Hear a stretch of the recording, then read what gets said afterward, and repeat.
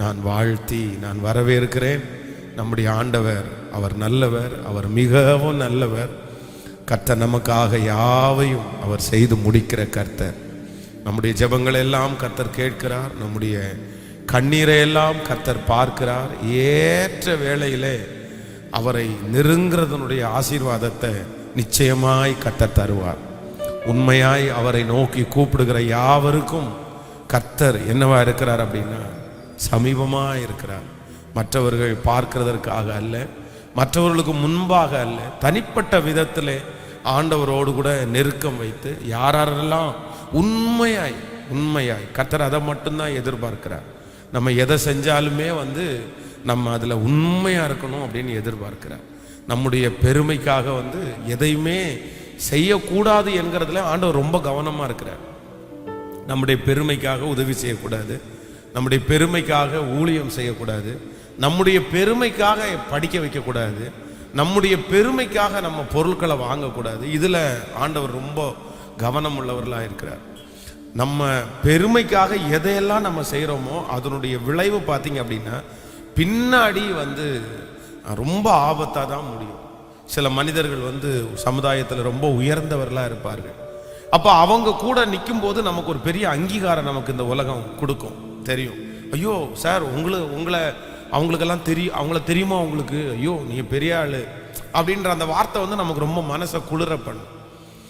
பொதுவாக பெரிய நபர்கள் எல்லாம் பார்க்கும்போது சினிமா நடிகர்கள், அரசியல் தலைவர்கள், அவர்களெல்லாம் பார்க்கும்போது சிலர் அவர்களோட சேர்ந்து ஃபோட்டோ எடுத்துக்கொள்ளுவார்கள். ஒரு ஞாபகார்த்தமாக ஒரு ஃபோட்டோவை எடுக்கிறது ஒரு தவறெல்லாம் கிடையாது, நம்ம தாராளமாக வச்சுக்கலாம். பரிசுத்தவான்கள் இடத்துல சேர்ந்து சிலர் ஃபோட்டோ எடுப்பாங்க, அது ஒரு ஞாபகார்த்தம். ஸோ அவங்க வாழ்கிற நாட்களில் நான் வாழ்கிறேன் அப்படின்னு சொல்கிறதே சந்தோஷம். ஆனால் சிலர் என்ன பண்ணுவாங்கன்னா அதை ஒரு வேலையாகவே வச்சுக்குவாங்க. பாருங்களேன், இந்த மாதிரி இந்த நபரோட சேர்ந்து நம்ம ஃபோட்டோ எடுத்து நம்ம போட்டோம் அப்படின்னு சொன்னால் 4 பேர் நம்மளை பார்த்து அப்படியே பெருமையாக சொல்லுவாங்க, ஐயோ அவ்வளோலாம் தெரியுமா உங்களுக்கு, நீங்கள் பெரிய ஆள் சார் அப்படின்னு. அப்போ பெருமைக்காக அப்படி செய்வாங்க. ஆனால் ஆண்டவர் முற்றிலுமாக வெறுக்கிற ஒரு காரியம் என்ன அப்படின்னா, நீ உன்னுடைய பெருமைக்காக நம்ம எதையுமே என்ன பண்ணக்கூடாதுன்னா, ஒரு திருமண காரியம் நடக்குது அப்படின்னு சொன்னால் அந்த திருமணத்தை நடத்துவதற்கு ஒரு செலவு நமக்கு கண்டிப்பாக இருக்குது. அது ஒரு பெரிய செலவு, பண செலவு. சிலருக்கு லட்சமாய் செலவாகும், சிலருக்கு பல லட்சமாய் அது செலவாகும், அவர்களுடைய பழக்க வழக்கங்களை பொறுத்து. ஆனால் சிலர் பார்த்தீங்க அப்படின்னு சொன்னால் அந்த திருமணத்தை கிராண்டாக நடக்கிறது தப்பல்ல. உங்களுடைய குடும்பத்தில் இருக்கிற திருமணங்கள் ஒரு ராஜா வீட்டு கல்யாணம் போல் அது நடக்கட்டும், நம்ம சந்தோஷம்தான். நல்லா நடக்கணும், பிரசன்னமாக நடக்கணும், நல்ல செய்தி அதில் இருக்கணும், நல்ல ஆராதனை அதில் இருக்கணும், அந்த பிரசன்னமே அந்த கல்யாணத்தை மூடணும். இப்படியெல்லாம் நம்ம இதுக்கெல்லாம் ஆசைப்படலாம். ஆனால் சிலர் பார்த்தீங்க அப்படின்னா அதை அந்த திருமணத்தில் ஒரு பெருமையை காமிக்கணும்னு நினைப்பாங்க. சிலர் அந்த பட்டு புடவை எடுக்கிறாங்க பாருங்களேன், இந்த புடவை எவ்வளோ தெரியுமா, என்ன காசு தெரியுமா, இத்தனை 1000 தெரியுமா, இத்தனை லட்சம் தெரியுமா, நான் புடவையை இவ்வளவுக்கு எடுத்தேன் அப்படின்வாங்க. சிலர் அந்த சாப்பாடை பாருங்க, அப்படி சாப்பாடு அவ்வளோ பயங்கரமான கிராண்டான சாப்பாடு பண்ணி இவ்வளோ பெரிய இடத்துல கொடுத்துருக்குறேன். இப்படி தன்னுடைய பெருமைக்காக செய்ததற்கு பிறகு கடன் வாங்கி செஞ்சு, இடத்தை விற்று செஞ்சு, அதன் நிமித்தமாய் கஷ்டப்படுறவங்க இன்றைக்கும் நான் பார்த்து கொண்டு இருக்கிறேன். ஒரு சாதாரணமாய் ஒரு வீடு கட்டுறவுடைய ஒரு விஷன், ஒரு தரிசனம் உங்களுக்கு இருப்பது தவறல்ல. நமக்கு பரலோகத்தில் வீடுகள் இருந்தாலும் இந்த பூலோகத்தில் நம்ம யார் முன்னாடியும் கையேந்தாதபடி சில இடங்களில் போனால் நமக்கு கிறிஸ்தவர்கள் அப்படின்னா வீடு தர மாட்டேன் அப்படின்னுவாங்க. அப்படியெல்லாம் இருக்குது. ஸோ அந்த மாதிரி எல்லாம் இல்லாமல் இருக்கிறதுக்கு நம்ம யார்கிட்டையும் டிபெண்ட் பண்ணாமல், இல்லை ஒரு ஜெபம் நடத்தும்படியாய், ஒரு ஊழியம் செய்யும்படியாய் நம்ம ஒரு வீட்டுக்காக ஜெபம் பண்ணுறது தவறல்ல. சிலர் பாருங்க, அந்த கையில் ஒரு 1 லட்சமா 2 லட்சமா இருக்குன்னு வைங்களேன், அவங்க என்ன பண்ணுவாங்க அப்படின்னு சொன்னால் அதை ரொம்ப பெருசாக 1 கோடி பட்ஜெட்டு, 2 கோடி பட்ஜெட்டு அந்த மாதிரியெல்லாம் போடுவாங்க. இது சிலர் என்ன சொல்கிறாங்கன்னா விசுவாசத்தில் சேர்க்குறோம் அப்படின்னுவாங்க. ஆனால் உண்மையிலே அப்படி கிடையாது. அந்த ஃபெய்த் விசுவாசத்தில் அது வேற ஒன்று. நம்முடைய தேவைக்காக ஒன்றை விசுவாசிக்கிறது தவறல்ல, அது கண்டிப்பாக தேவை, அது வேணும், அது இருந்தால் தான் நல்லா இருக்கும். அந்த தேவைக்காக நம்ம விசுவாசிக்கிறது வேற, ஆனால் நம்முடைய பெருமையை காண்பிக்கிற வேண்டும் என்கிற விசுவாசிக்கிறது வேற. நிறைய பேர் தேவைக்காக விசுவாசிக்கிறது இல்லை. ஆண்டவரே எனக்கு ஒரு கார் கொடுங்க ஆண்டவரே அப்படின்னு நீங்கள் கேட்குறீங்க அப்படின்னு சொன்னால் அது பெருமையா அப்படின்றது எதுல கண்டுபிடிக்கலாம் அப்படின்னா, இந்த காரு அவன் பாருங்க ஆண்டவரே, இந்த காரை வாங்கிட்டு பெரிய பந்தா விட்டுட்டே இருக்கிறான் ஆண்டவரே அப்படின்னு நம்ம சொல்லுவோம். இல்லை அப்படின்னு சொன்னா என் சொந்தக்காரங்களுக்கு முன்னாடி எல்லாம் நம்மளை என்ன ரொம்ப மட்டமா நினைச்சிடுறாங்க. அவன் முன்னாடி கார்ல போய் கெத்தா நான் இறங்கினாதான் ஆண்டவரே நான் தேவனுடைய பிள்ளை. இந்த மாதிரி எண்ணத்தோட ஒரு காரை வச்சு நம்ம ஜெபம் பண்ணோம் அப்படின்னு சொன்னா நான் நம்புறேன் அது நம்முடைய பெருமையை வெளிப்படுத்துவதற்காக. ஆண்டவரே மழை டைமு எங்களால் எல்லாராலையுமே பைக்கில் போக முடியல, அதனால இந்த மழை நனையாமல் போகிறதுக்கு ஒரு கார் எனக்கு வேணும்.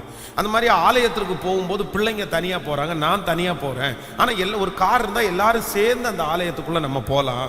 ஒரு திருமண வீட்டுக்கு போனால் எல்லாரும் தனித்தனியாக போகிறோம், கார் இருந்தால் சேர்ந்து போகலாம்.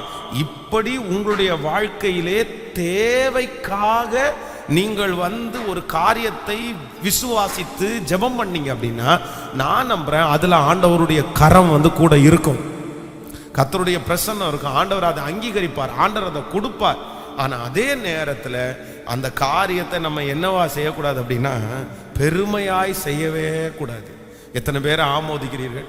நம்ம எல்லாருமே அதற்காக ஜெபிக்கணும். ஆண்டவரே என்னுடைய குடும்பத்தில் எனக்கோ என்னுடைய பிள்ளைகளுக்கோ ஒரு % கூட என்ன வந்துடக்கூடாது அப்படின்னா அந்த பெருமைக்காக நாங்கள் எதையுமே செய்யக்கூடாது ஆண்டவரே. எதையுமே ஆண்டவர் அன்னைக்கு வாழ்ந்தவர்களை கர்த்தர் கண்டிக்கிறார். ஏன் கண்டிக்கிறார் அப்படின்னு சொன்னா நீங்க நீண்ட நேரம் ஜெபம் பண்ணாதீங்கன்றாரு. என்னது நீண்ட நேரம்? அப்போ ரொம்ப நேரம் ஜெபம் பண்றத ஆண்டவர் விரும்புறாரா விரும்பலையா? சத்தமா விரும்புறாரா விரும்பலையா? விரும்புகிறார். நம்ம ரொம்ப மணி நேரம் கர்த்தருடைய சமூகத்துல உட்கார்ந்து ஜெபம் பண்ணி கர்த்தரோட நடக்கிறத நீண்ட நேரம் காத்திருக்கிறதா ஆண்டவர் விரும்புறாரு. ஆனா இவங்க எதுக்காக நீண்ட நேரம்னா மனிதர்கள் காண வேண்டும் என்று நீங்க என்ன பண்றீங்க? நீண்ட நேரம் ஜெபம் பண்றீங்க. அப்போ இருக்கிற நாட்களில் ஒரு ஜெபம் பண்ற ஒரு மனுஷன் அடுக்கடுக்கா ஜெபம் பண்ணா அப்ப அங்க இருக்கிறவங்க எல்லாரும் அவனை ரொம்ப பெருசா நினைச்சுக்குவாங்க. அது ஒரு பெரிய கெத்து. அதனால என்ன பண்ணுவாங்கன்னா பார்வைக்காக அவங்க என்ன பண்றாங்களாம் நீண்ட ஜெபம். ஆண்டவர் வலது கை கொடுக்கிறதை இடது கை தெரியக்கூடாது அப்படின்னு சொல்றாரு. இதுக்கு என்ன அர்த்தம்னு நினைக்கிறீங்க? அப்போ வலது கை கொடுக்கிறது இடது கை தெரியாதுன்னு சொன்னா அப்போ யாருக்கும் தெரியாம ஒளிச்சு கொண்டு போய் காணிக்க பெட்டியில போடணும் அப்படியா? நிறைய பேர் அப்படி. அப்போ பாஸ்டர் கண்ணிலே கூட காமிக்க கூடாது அப்படியா? கையில கொண்டு கொடுத்து ஜெபம் பண்ணவே கூடாது அப்படியா? சிலர் அப்படிதான் நினைப்பாங்க. இல்ல பாஸ்டர் யாருக்குமே தெரிய வேண்டாம் பாஸ்டர், வலது கை கொடுக்கிறது இடது கை தெரிய வேண்டாம்னு சொல்லியிருக்காங்க, அதனால உங்களுக்கும் கர்த்தருக்கும் தெரிஞ்சா போதும். நான் சில நேரங்களில் சில காரியங்கள் நீங்கள் செய்கிறத மற்றவங்களுக்கு சொல்ல வேண்டிய அவசியம் இல்லை. ஆனா சில காரியங்களை இந்த நபர் இந்த மாதிரி இவ்வளவு சூழ்நிலையில இவ்வளவு செஞ்சிருக்கிறார். ஏன்னா அப்போஸ்தலனாகிய பவுல் அந்த ஜனங்களை குறித்து சொல்ல தங்களுடைய மகா பெரிய உபத்திரவத்தினாலே அவர்கள் எப்படி கொடுத்தாங்களாமா? உதாரத்துவமாய் கொடுத்தார்கள் அப்படின்னு ஒரு இடத்துல ஊழியத்துக்கு போகும்போது அவர் சுட்டி காட்டுறாரு அந்த ஜனங்களை குறிச்சு. அப்போ நீங்க கொடுத்தாங்க அப்படின்றத அவர் சொல்றாரு. அப்ப என்ன அப்படின்னா நம்ம கொடுத்ததை சொல்றாங்க சொல்லல, அதல்ல, நம்முடைய மனசார நம்ம என்ன பண்ணக்கூடாதுன்னா அதை கொடுக்கும் போது என் பேர் வரணும், என்ன பெருமையா பேசணும், நான் தான் இந்த மாதிரி காரியத்தை எல்லாம் செஞ்சிருக்கேன், அந்த எண்ணத்தோட நம்ம என்ன பண்ணிடக்கூடாதுன்னா அதைத்தான் கர்த்தர் விரும்புகிறார். அப்போ ஆண்டவரே இன்னைக்கு இந்த உபவாச ஜெபத்துல எனக்கு எல்லா விதத்திலும் எனக்கு என்ன தாரும் ஆண்டவரேன்னா எனக்கு தாழ்மையை தாரும் ஆண்டவரே, தாழ்மையை தாரும். என்னுடைய பிள்ளைகளுக்கு தாழ்மையை தாரும் ஆண்டவரே. நம்ம அழகா ட்ரெஸ் பண்றது, நம்ம மற்ற காரியங்கள் எல்லாம் நேர்த்தியாய் செய்கிறது எல்லாம் நல்லது. ஆனா பெருமைக்காக நம்ம என்ன பண்ணக்கூடாதுன்னா எத்தையுமே நீங்கள் செய்வீர்களே ஆனால் உண்மையிலே நம்புறேன், நீங்க எந்த நபர் உங்களோட இருக்கிறது உங்களுக்கு பெருமை நினைச்சீங்களோ அந்த நபரால தான் உங்களுக்கு ஆபத்து வரும், அந்த நபரால தான் மனசு உங்களுக்கு உடைவு வரும், அந்த மனிதர் தான் உங்களை ரொம்ப காயப்படுத்துவார். என்னுடைய வாழ்க்கையில எத்தனையோ அந்த மாதிரி காரியங்களை நான் யாரை நம்ம ரொம்ப நேசிக்கிறோமோ, யாருக்காக நம்ம ரொம்ப டைம் ஸ்பெண்ட் பண்றோமோ, யாரு நம்ம கூட இருக்கிறதுக்காக நம்ம ரொம்ப விரும்புகிறோமோ அந்த நபர் தான் நம்மளை ரொம்ப காயப்படுத்துவாங்க, அந்த நபர் தான் நம்மளை ரொம்ப மன கஷ்டப்படுத்துவாங்க, அந்த நபருடைய வார்த்தைகள் தான் நம்மளுக்கு ரொம்ப ஹேர்ட் ஆகும். அதனால எப்பொழுதுமே ஒரு விஷயத்தை நீங்க மறக்க கூடாது, எல்லாரையும் எப்படிதான் வைக்கணும்னா அவங்க உயர்ந்தவர்களா இருந்தாலும் தாழ்ந்தவர்களா இருந்தாலும் அவங்கள நேசிக்கிறதுக்கு என்று ஒரு லிமிட்டேஷனை கண்டிப்பா நம்முடைய வாழ்க்கையில் இருக்கணும். ஆமேன்னு சொல்லுங்க. அவங்க உதவி செய்கிறாங்க அப்படின்றதுக்காகவும் நம்ம ரொம்ப இது பண்ண முடியாது. அவங்க வந்து சமுதாயத்தில் பெரிய ஆட்களாக இருக்காங்கன்றதுக்காகவும் அவங்கள ரொம்ப நேசிக்க கூடாது. கர்த்தருடைய வேதம் சொல்லுகிறது, அவருக்கு மேலே வைத்த நேசத்தை நீங்கள் வந்து மனிதர்கள் மேலே வச்சிடாதீங்க. அது வந்து கணவனா இருந்தாலும் சரி, மனைவியா இருந்தாலும் சரி. கணவனா இருந்தால் கூட நான் நம்புறேன் சில நேரத்தில் கணவனுடைய வார்த்தை உங்களை காயப்படுத்தும். மனைவியா இருந்தா கூட மனைவியினுடைய வார்த்தை உங்களை காயப்படுத்தும். அதனால முதல் அன்பு யாருக்கு அப்படின்னு சொன்னா, என் கர்த்தர் ஒருவருக்கே முதல் அன்பு. ஹல்லேலூயா. நான் அவரை அதான் இந்த வரைமுறையை உங்க வாழ்க்கையில நீங்க ஒரு நாளும் மாத்திரக்கூடாது. முதல் ஃபர்ஸ்ட் கர்த்தர் சொல்லுங்க பார்க்கலாம் எல்லாரும். ஃபர்ஸ்ட் கர்த்தர், இரண்டாவது நெக்ஸ்ட் என்னது, உங்களுடைய அதான் குடும்பம்ன்றது கணவன் மனைவி இல்லைன்னா அம்மா அப்பா, அந்த ஃபேமிலி. அதற்கு பிறகுதான் யாரு, சொந்தக்காரங்க, அந்த அந்த மாதிரி அப்படி. இந்த அதற்கு பிறகுதான் உங்களுடைய வேலை. சிலர் பார்த்தீங்க அப்படின்னு சொன்னா ஃபர்ஸ்ட் வேலையை கொண்டு தலையில வச்சிருப்பாங்க. அவங்களுக்கு யார் தான் ஃபர்ஸ்ட், அதான் அந்த அவங்களுக்கு சம்பாதிக்கிறது தான் கடவுள், பணம் தான் அவங்களுக்கு கடவுள். அதுக்காக குடும்பத்தை விட்டு கொடுப்பாங்க, அதுக்காக சர்ச்சை விட்டு கொடுப்பாங்க, அதுக்காக ஆண்டவரை விட்டு கொடுப்பாங்க. இஸ்ரவேல் ஜனங்களுடைய வாழ்க்கையில பார்ப்பீர்களானால் பார்வோனுடைய ஒரு மிகப்பெரிய வஞ்சகம் என்ன அப்படின்னு சொன்னா வேலை தான். அது ஒரு சத்துருடைய தந்திரம். சம்பாத்தியம் நமக்கு வேண்டான்னு சொல்லல, ஆனா சம்பாத்தியமே நம்ம வாழ்க்கையை என்ன பண்ணிடக்கூடாது, மாறிடக்கூடாது. சிலருடைய சம்பாத்தியம் வந்து ஆண்டவரை நெருங்கிறதுக்கு தடையா இருக்குது. சிலருடைய சம்பாத்தியம் வந்து ஆண்டவரை ஆராதிக்கிறதுக்கு தடையா இருக்கிறது. கோயம்புத்தூர்ல இருக்கிற மிகப்பெரிய ஒரு தொழில் அதிபரை எனக்கு தெரியும். அந்த தொழில் அதிபர் இரவு தூங்குவதற்கு 12:30 மணி, குறைந்தது 12:30 மணி தூங்குவார். ஆனா காலையில் அவருடைய டியூட்டி வந்து அவர் வந்து கரெக்டா 5 மணிக்கெல்லாம் எந்திரிச்சு ஆஃபீஸ் போகணும். ஆனா ஒரு ஆச்சரியமான ஒன்று என்னன்னா, கரெக்டா 4 o'clock எந்திரிச்சுவாரு. 4 மணிக்கு எந்திரிச்சு 1 மணி நேரமாவது அவருடைய அறையிலே முழங்கால் படிட்டு ஜோம் பண்ணாம வீட்டை விட்டு வெளியே போக மாட்டார். 12:30 மணிக்கு தூங்குறதற்கு முன்பாக மொட்டை மாடியில் போய் ஒரு அரை மணி நேரமாவது நடந்து ஜெபிக்காமல் அவர் வந்து தூங்க போக மாட்டார். இன்றைக்கு வரைக்கும் அதை அவர் பழக்கமாய் அவர் வைத்திருக்கிறார். அப்போ வந்து ஒரு நாளும் நம்முடைய வேலை வந்து எல்லாத்துக்கும் முன்னாடி நிற்க கூடாது.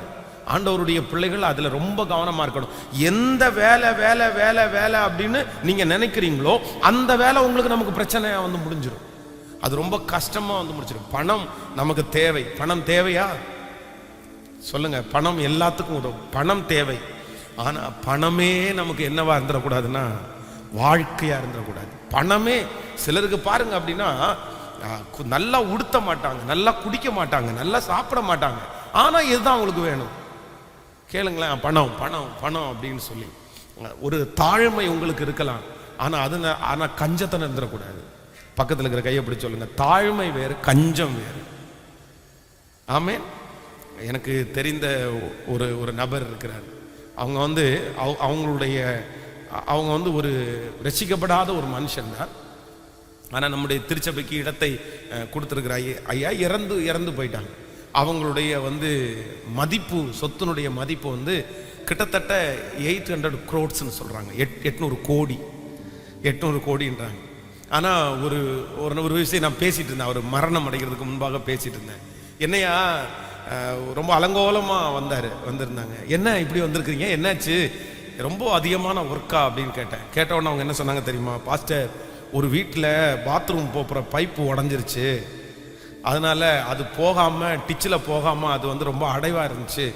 சரி, அதுக்கு ஒருத்தனுக்கு சம்பளம் கொடுத்தா அதுக்கு ஒரு 1000 ரூபாய் கொடுக்கணுமே, அதனால நான் போய் க்ளீன் பண்ணி விட்டுட்டு வர்றேன், இனிதான் வீட்டுக்கு போகணும்னாரு. எனக்கு அப்படியே பகீர் ஆகி போச்சு.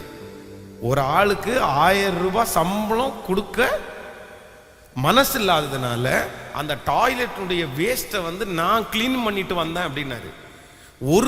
ஒரு விதத்துல வந்து அந்த தாழ்மை பரவாயில்ல, டாய்லெட் எல்லாம் கிளீன் பண்றாரு அப்படின்னு நம்ம நினைக்கலாம். இவ்வளவு வசதி உள்ளவரா இருந்தும் இந்த டாய்லெட் எல்லாம் கிளீன் பண்ணி இருக்கிறாரேன்னு நினைக்கலாம். ஆனா நான் நம்புறேன், அந்த 1000 ரூபாவை வேலை செய்யற ஒரு மனுஷனுக்கு கொடுத்தா அந்த மனுஷன் பிழைப்பான் இல்ல. நம்ம என்ன கொண்டு போறோம்? நம்ம என்ன வச்சுக்க போறோம்? அந்த மனுஷன் பொழைப்பான்ல, கர்த்தர் நமக்கு நிறைய தந்திருக்கிறாருல்ல. அப்போ அவங்களுடைய மனசு முழுக்க முழுக்க எதுல மோகமா இருக்கு அப்படின்னா, பணத்திலேயே அவங்க மனது ஊறி போயிருச்சு. பணம் தான் பணம் தான் பணம் தான், நின்னா பணம், உட்கார்ந்தா பணம், எந்திரிச்சா பணம், எல்லாத்துலேயும் இல்லை. இல்லை, இப்படிப்பட்ட ஒரு எண்ணம் ஆண்டவருடைய பிள்ளைகளுக்குள்ள எப்பவுமே இருந்துடக்கூடாது.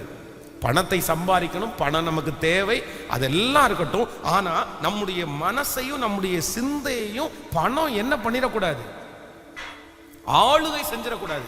அப்படியே ஆளுகை செய்யுமையானால் நான் நம்புறேன் நீங்க சுகமாய் வாழ முடியாது, நீங்க ஆண்டவருக்கு பிரியமா இருக்க முடியாது. சோ ஃபர்ஸ்ட் யார் தான் இருக்கணும்னா, கர்த்தர் தான் என் முதலிடம். சொல்லுங்க பார்க்கலாம் எல்லாருமே, என்னுடைய வாழ்க்கையினுடைய முதன்மை யார் அப்படின்னா கர்த்தர் தான் எனக்கு முதலிடம். ஒரு பையனுக்கு ஒரு பொண்ணை பார்க்க போறோம், அதுல யாருக்கு முதலிடம் அப்படின்னா, யாருக்கு தான் முதலிடம்? அங்க கர்த்தருக்கு தான் முதலிடம். அந்த கர்த்தருக்கு முதலிடம் கொடுக்கறதுனா என்ன அப்படின்னு சொன்னா, அந்த திருமண வேலையை ஆரம்பிக்கிறதுக்கு முன்னாடியே ஆண்டவருக்கு மரியாதை கொடுத்து, ஆண்டவரே நீர் வாரும், நீர் இறங்கி வாரும், நீங்க இல்லாம எதையுமே செய்ய முடியாது அப்படின்னு மனசுல நினைச்சு ஜெபம் பண்ணிட்டு அந்த காரியத்தை ஆரம்பிக்கிறதுக்கு பேர் தான் கர்த்தரை முன்னாடி வச்சிருக்கிறது. அதான் சங்கீதக்காரனாகிய தாவீது சொல்லும்போது சொல்லுகிறான், கர்த்தரை நான் எப்பொழுதும் எனக்கு முன்பாக வைத்திருக்கிறேன், அவர் என் வலது பரிசத்தில் இருக்கிறபடினால் நான் அசைக்கப்படுவதில்லை. அப்போ ஆண்டவரை முன்னாடி வச்சு ஓடுற பிள்ளைக்கு எதிராய் நஷ்டங்கள் வந்தாலும் அதுலயும் ஒரு சமாதானத்தை கர்த்தர் தருவார், அதுலயும் ஒரு நன்மையை கர்த்தர் தருவார். அது உங்களுக்கு கர்த்தரை முன்னாடி வைத்திருக்கிற காரியம் பலருடைய கண்களுக்கு தீமையாய் தெரிந்தாலும் அதுல ஒரு நன்மை கண்டிப்பாக இருக்கும். மற்றவங்களுடைய கண்ணுக்கு நான் ஜெபம் பண்ணி தானே ஆரம்பிச்சேன், ஆனா ஏன் இப்படி ஆச்சு அப்படின்னு நினைக்காதீங்க. கண்டிப்பாக அதுல ஆண்டவர் ஒரு நன்மையை கர்த்தர் வைத்திருக்கிறார். ஆமென். சைனால இருக்கும்போது ஃபர்ஸ்ட் முன்பாக ஒரு புத்தகத்துல நான் வாசித்தேன். அப்பொழுது அந்த சைனால ஒரு சின்ன யுத்தம் நடந்து கொண்டிருந்தது. அந்த நேரத்தில் அங்க அந்த சைனால ஒரு ஆண்டவரை ஏற்றுக்கொண்ட ஒரு குடும்பம் இருந்திருக்கிறாங்க, கர்த்தரை தெரிந்த ஒரு குடும்பம்.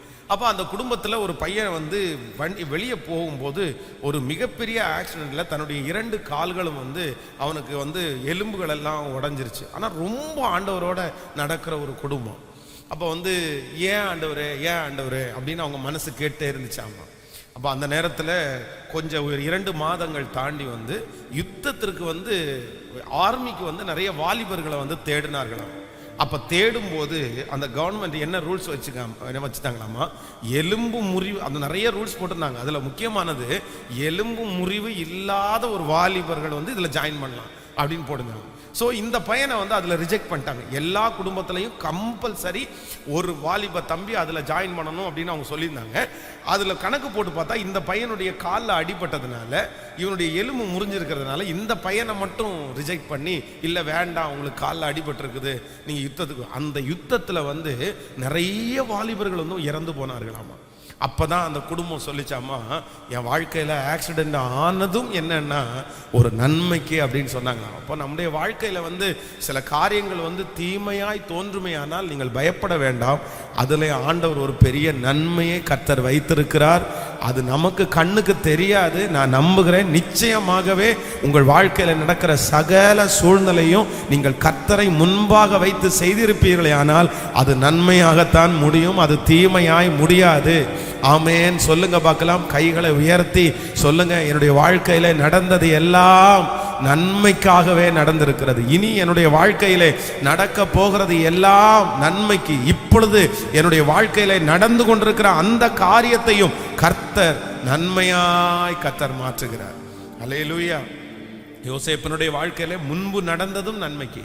முன்பு நடந்தது என்ன அப்படின்னா, இவன் சும்மா இருக்காம அவனுடைய சொப்பனத்தை அவனுடைய சகோதரிடத்துல சொல்றான். சொல்லும் போது அவன் என்ன நினைச்சிருப்பான்னா, சொன்ன உடனே அவங்க தனக்கு விரோதமா ரியாக்ட் பண்ணும்போது அவன் மனசு எப்படி இருக்கணும், ஐயோ சரியாம நம்ம என்ன பண்ணிட்டோம், தெரியாம சொல்லிட்டோம், நம்ம சொல்லியிருக்க வேண்டாமா இருந்துச்சு, இவனும் இப்படி பொறாமப்படுவாங்கன்னு தெரிஞ்சிருந்தா நம்ம சொல்லாமலே இருந்திருக்கலாமே, ஐயோ அவசரப்பட்டுட்டோமோ அப்படி ஓடி இருக்கும் மனசுக்குள்ள. ஆனா சொப்பனத்தை சொன்னது நன்மைக்கா தீமைக்கா? கேட்கல. சொப்பனத்தை அவன் சொன்னதுனாலதான் அவங்க என்ன பண்ணாங்க, பகைச்சாங்க. அவங்க பகைச்சதுனாலதான் அவனை தூக்கி எங்க போட்டாங்க, குழியில போட்டாங்க. அவனை குழியில போட்டதுனாலதான் ஒருத்தனுக்கு இறக்கம் அவனை மேலே எடுத்துட்டான். அதுக்கப்புறம் தான் ஒருத்தன் வித்து போட்டான். அப்போ எல்லா நன்மைக்குன்றது இதுல வராதா? அப்போ இடையில இப்போ வந்து சொப்பனத்தை ஃபர்ஸ்ட் ஆரம்பிச்சது முன்னாடி நடந்தது தீமையோ அப்படின்னு நினைக்கிறேன். இரண்டாவது இப்போ சாப்பாடு கொண்டு வர்றாரு. சாப்பாடு கொண்டு வரும்போது 5 கிலோமீட்டருக்கு முன்னாடியே அண்ணன் தம்பி அண்ணங்க யாருமே இல்லை. அப்போ சட்டப்படி அவன் என்ன பண்ணியிருக்கணும்? திரும்பி வீட்டுக்கு போயிருக்கணும். அண்ணனை ஒருத்தரையும் காணோம், 5 நம்ம போக முடியாது தோத்தான் அப்படின்றது அதுல இருந்து திருப்பி 5 கிலோமீட்டருக்கு மேலே போகணும். சரி வேண்டாம் நம்ம ரிட்டர்ன் போயிடுவோன்னு போகணும். ஆனால் இவன் வலுக்கட்டாயமா சரி இவ்வளோ தூரம் வந்துட்டு சாப்பாடே இல்லாமல் அவனும் கஷ்டப்பட்டுருக்காங்கல்ல, கொஞ்சம் சோறு கொடுத்தோன்னா அவனும் சந்தோஷமா இருப்பாங்கல்ல, ஏற்கனவே நம்ம மேலே பொறாமையா இருக்கானுவோ, இந்த சாப்பாடையாவது கொடுத்தா நம்ம மேலே சந்தோஷம் ஆயிடுவாங்களேன்னு நினைச்சு அந்த 5 கிலோமீட்டரு நடந்து இப்போ அவன் மனசுக்குள்ள அன்னைக்கு மட்டும் இந்த 5 கிலோமீட்டர் நடக்காம இவனோட பார்க்கலன்னு நம்ம வீட்டுக்கு போயிருந்தோம்னா அதுல நிறைய யோசனை எல்லாம் வந்திருக்கும். கர்த்தரே ஒருவேளை தடுத்தாரோ, ஆண்டவரே ஒருவேளை இவனோட போக சொன்னாரோ, நம்ம தான் அவசரப்பட்டுட்டோமோ, இந்த மாதிரி குழப்பம் அவங்களுக்கு இல்லை, நமக்கும் நிறைய பேருக்கு வரும். நம்ம ஆண்டவர் தான் அன்னைக்கு தடுத்திருப்பாரோ, அதை செய்யாம வேண்டான்னு சொல்லியிருப்பாரோ, நம்ம அவசரப்பட்டோமோ, நம்ம மாம்சத்துல முயற்சி எடுத்துட்டோமோ. நீங்க உண்மையா ஜெபம் பண்ணி ஒரு காரியத்தை ஆரம்பிச்சு நீங்க கொண்டு போனீங்கன்னா, அவருடைய கையில கொடுத்தீங்கன்னா, அவர் நடத்துறது நம்முடைய கண்ணுக்கு தீமையா இருந்தா கூட கண்டிப்பாக அதிலே ஒரு நன்மையை கர்த்தர் வைத்திருப்பார். அதை குறித்து ஆண்டவருடைய பிள்ளைகள் கலங்க வேண்டிய அவசியமே இல்லை. இன்றைக்கு இந்த சத்தத்தை கேட்கிற உங்களுடைய யாராவது ஒருத்தருடைய மனதில் நான் அப்படி செஞ்சிருக்க கூடாதோ, நான் அப்படி பண்ணியிருக்க கூடாதோ, நான் ஜெபம் பண்ணி தானே இந்த காரியத்தை செஞ்சேன், ஆண்டவருடைய பிரசன்னத்தோட தான் செஞ்சேன், ஆனால் நான் ஆண்டவர் தடுத்தாரோ, அதை வேண்டான்னு நினைச்சாரோ, என்னமோ தெரியலையே பாஸ்டர் அப்படின்னு குழப்பமா இருக்கிறீங்களா? இல்லை, நீங்க குழம்பவே வேண்டாம். ஆண்டவருக்கு வேண்டான்னு சொன்னா கண்டிப்பாக ஆண்டவரை உங்களை செய்ய விட்டிருக்க மாட்டார். அவருடைய பிள்ளைகளாய் நீங்கள் இருக்கிறதுனாலே சகல காரியமும் நன்மையாகவே நடக்க போகிறது. ஆமென் சொல்லுங்க, கைகளை மேல உயர்த்தி சொல்லுங்க, எல்லாம் என்னுடைய வாழ்க்கையில எல்லாம் நன்மைக்காக, எல்லாம் இதுக்கு முன்பாக நடந்த அந்த காரியம் நன்மைக்கு, இப்பொழுது நடந்து கொண்டிருக்கிற காரியம் நன்மைக்கு, இனி நடக்க போகிற காரியம் சொல்லுங்கள் ஹல்லேலூயா. இது அறிக்கை செய்ய செய்ய செய்ய கர்த்தருடைய மகிமை உங்கள் மேல ஊற்றப்பட, நடந்ததெல்லாம் நன்மைக்கு தான், நடந்ததெல்லாம் நன்மைக்கு தான். ஹல்லேலூயா. நடந்ததெல்லாம் ஆண்டவரே இனி நடக்க போகிறது எல்லாமே நீ நன்மையாய் மாற்ற போகிறதற்காக இப்பொழுது உங்கள் பிள்ளைகள் விசுவாசிக்கும் போது அந்த அற்புதம் நடக்கட்டும். ஹல்லேலூயா. ஸ்தோத்திரம் சொல்லும் போது நடக்கட்டும். பிள்ளைகளுடைய வாழ்க்கையில நடந்தது நன்மையாய் மாறட்டும், குடும்பத்தில் நடந்தது நன்மையாய் மாறட்டும், அந்த வியாதி நன்மையாய் மாறட்டும், அந்த அவமானம் நன்மையாய் மாறட்டும், அந்த குறைவு நன்மையாய் மாறட்டும், அந்த பலவீனம் இயேசுவின் நாமத்தினால இப்பொழுது ஜெபிக்கும் போதே அது நன்மையாய் மாறுவதாக, அது நன்மையாய் மாறுவதாக. சகல தீமைகளையும் நன்மையாய் மாற்றுகிற ஒருவர் நீர் ஒருவர் மட்டும்தான் ஆண்டவரே. ஹல்லேலூயா. தீமைகளை நன்மையாக மாற்றினீ, துன்பங்களை இன்பமாக மாற்றினீ, தீமைகளை நன்மையாக மாற்றினீ, துன்பங்களை இன்பமாக மாற்றினீ. நன்றி நன்றி, எல்லா நன்மைக்கே சத்தமாய் பாடி நன்றி அப்பா நன்றி. எல்லா நன்மை திரும்ப திரும்ப நன்றி நன்றி ஐயா நன்றி. எல்லா நன்மைக்கே நன்றி, நடந்ததெல்லாம் நன்மைக்கே நன்மைக்கே நன்றி சொல்லி மகிழ்வேன் இன்றைக்கே. நடப்பதெல்லாம் நன்மைக்கே நன்மைக்கே நன்றி சொல்லி மகிழ்வேன் இன்றைக்கே. சிலுவை தன்னை அனுமதித்தீன் நன்றி, சிந்தை தன்னை மாற்றினி நன்றி. சிலுவை தன்னை அனுமதித்தி நன்றி, சிந்தை தன்னை மாற்றினி நன்றி. நன்றி அப்பா நன்றி, எல்லா நன்மைக்கே நன்றி. நன்றி ராஜா நன்றி, எல்லா நன்மை.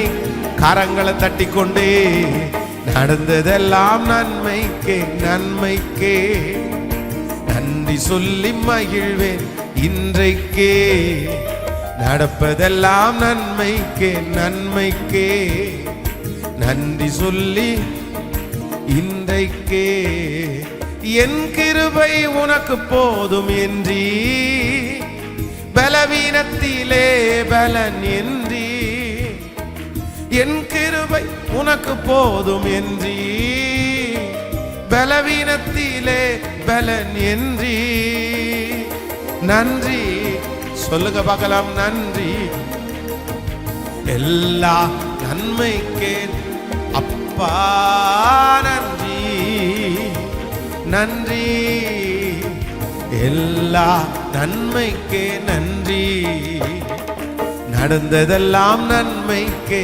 நன்மைக்கே நன்றி சொல்லி மகிழ்வேன் இன்றைக்கே நடப்பதெல்லாம் நன்மைக்கே நன்மைக்கே நன்றி சொல்லி மகிழ்வேன் சொல்லிக்கொண்டே நடந்ததெல்லாம் நன்மைக்கே நாங்க விசுவாசிக்கிறோம் நன்றி சொல்லி மகிழ்வேன் இன்றைக்கே நடப்பதெல்லாம் நன்மைக்கே நன்மைக்கே நன்றி சொல்லி மகிழ்வேன் கரங்களை மேல தட்டி நன்றி நன்றி எல்லா நன்மைக்கே நன்றி நன்றி பாடலை பாடிக்கொண்டிருக்கும் போதே அந்த காரியமெல்லாம் உங்க பிள்ளைகளுக்கு நன்மையா மாறட்டும் ஆண்டவரே நன்மையா மாறட்டும் ஆண்டவரே நன்மையா மாறட்டும் ஆண்டவரே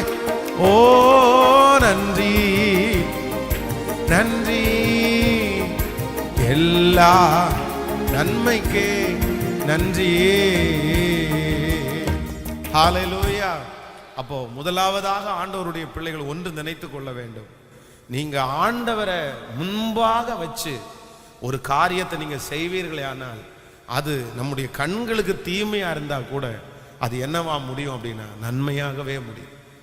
ஸோ நம்ம செக் பண்ண வேண்டியது என்ன அப்படின்னா கர்த்தரை நான் முன்னாடி வச்சிருக்கிறேன்னா ஆண்டவரை நான் வைத்து நான் ஆரம்பித்தேனா ஆண்டவரை வச்சு இந்த காரியத்தை நான் துவங்கினேனா அப்படின்றதுல நீங்க ரொம்ப கவனமா இருக்கணும். அப்போ அதை வேற யாருக்கும் அதான் ஆண்டவர் சொல்றாரு என் மகிமையை நான் வேறு ஒருவருக்கும் கொடே. அதுல ஆண்டவர் ரொம்ப கவனமா இருப்பாரு. முதலாவது தேவனுடைய ராஜ்யத்தையும் அவருடைய நீதியையும் தேடுங்கள், அப்பொழுது இவைகளெல்லாம் உங்களுக்கு கூட கொடுக்கப்படும்.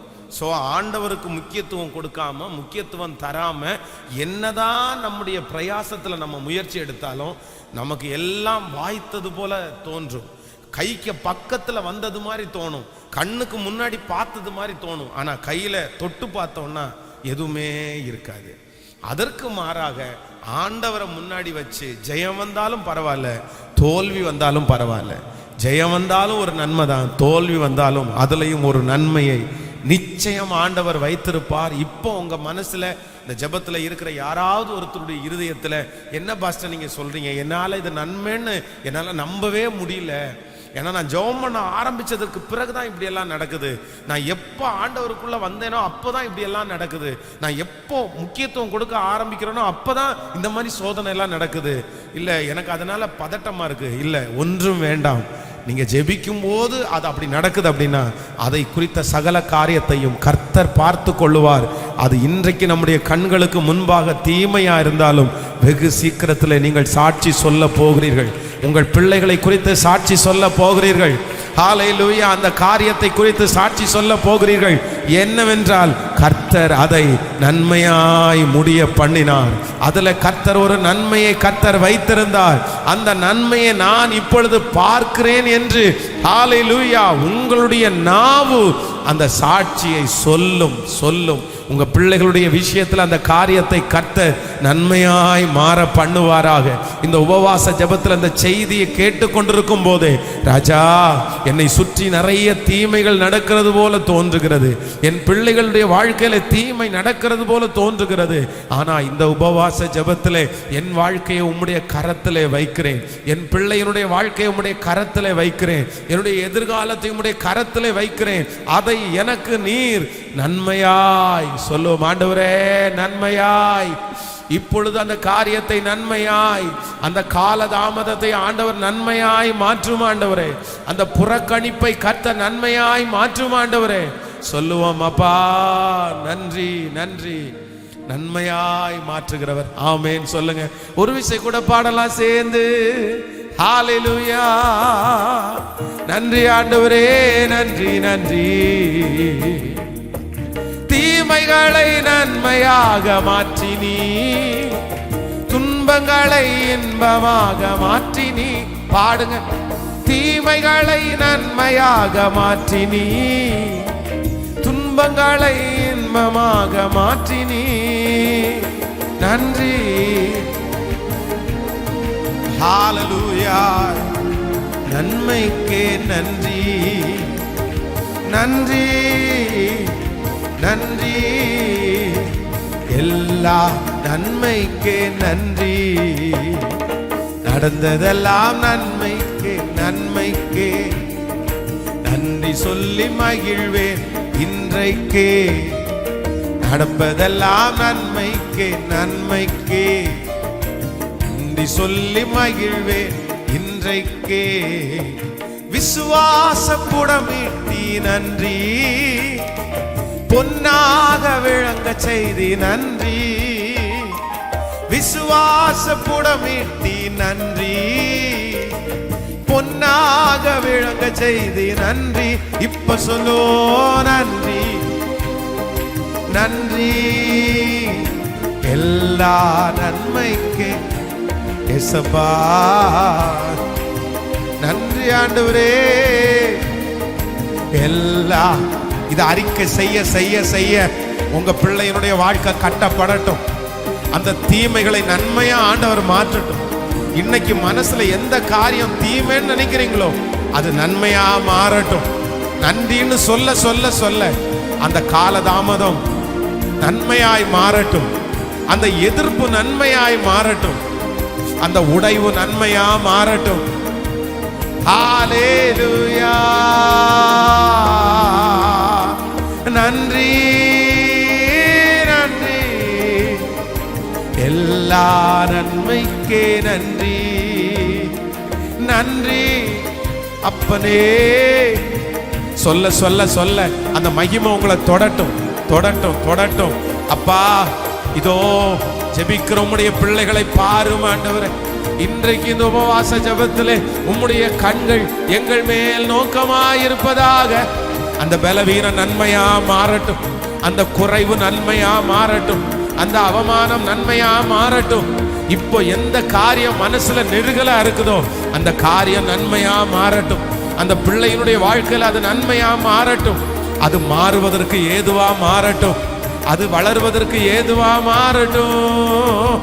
ஜெபத்தோட ஜெபத்தோட ஜெபம் பண்ணி சொல்லுங்க பகலா நன்றி, எல்லா நன்மைக்கு. விசுவாசத்தோட ஜெபிக்கிறவங்க ஜெபிங்க. நான் பாடிட்டே இருக்கும்போது ஜெபம் பண்ணுங்க. ஹalleluya.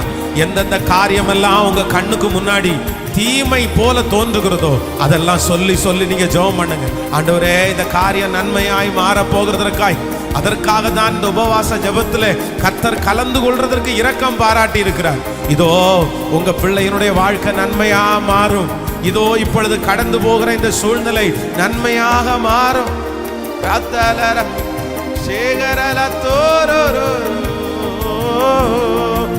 நன்றி அப்பா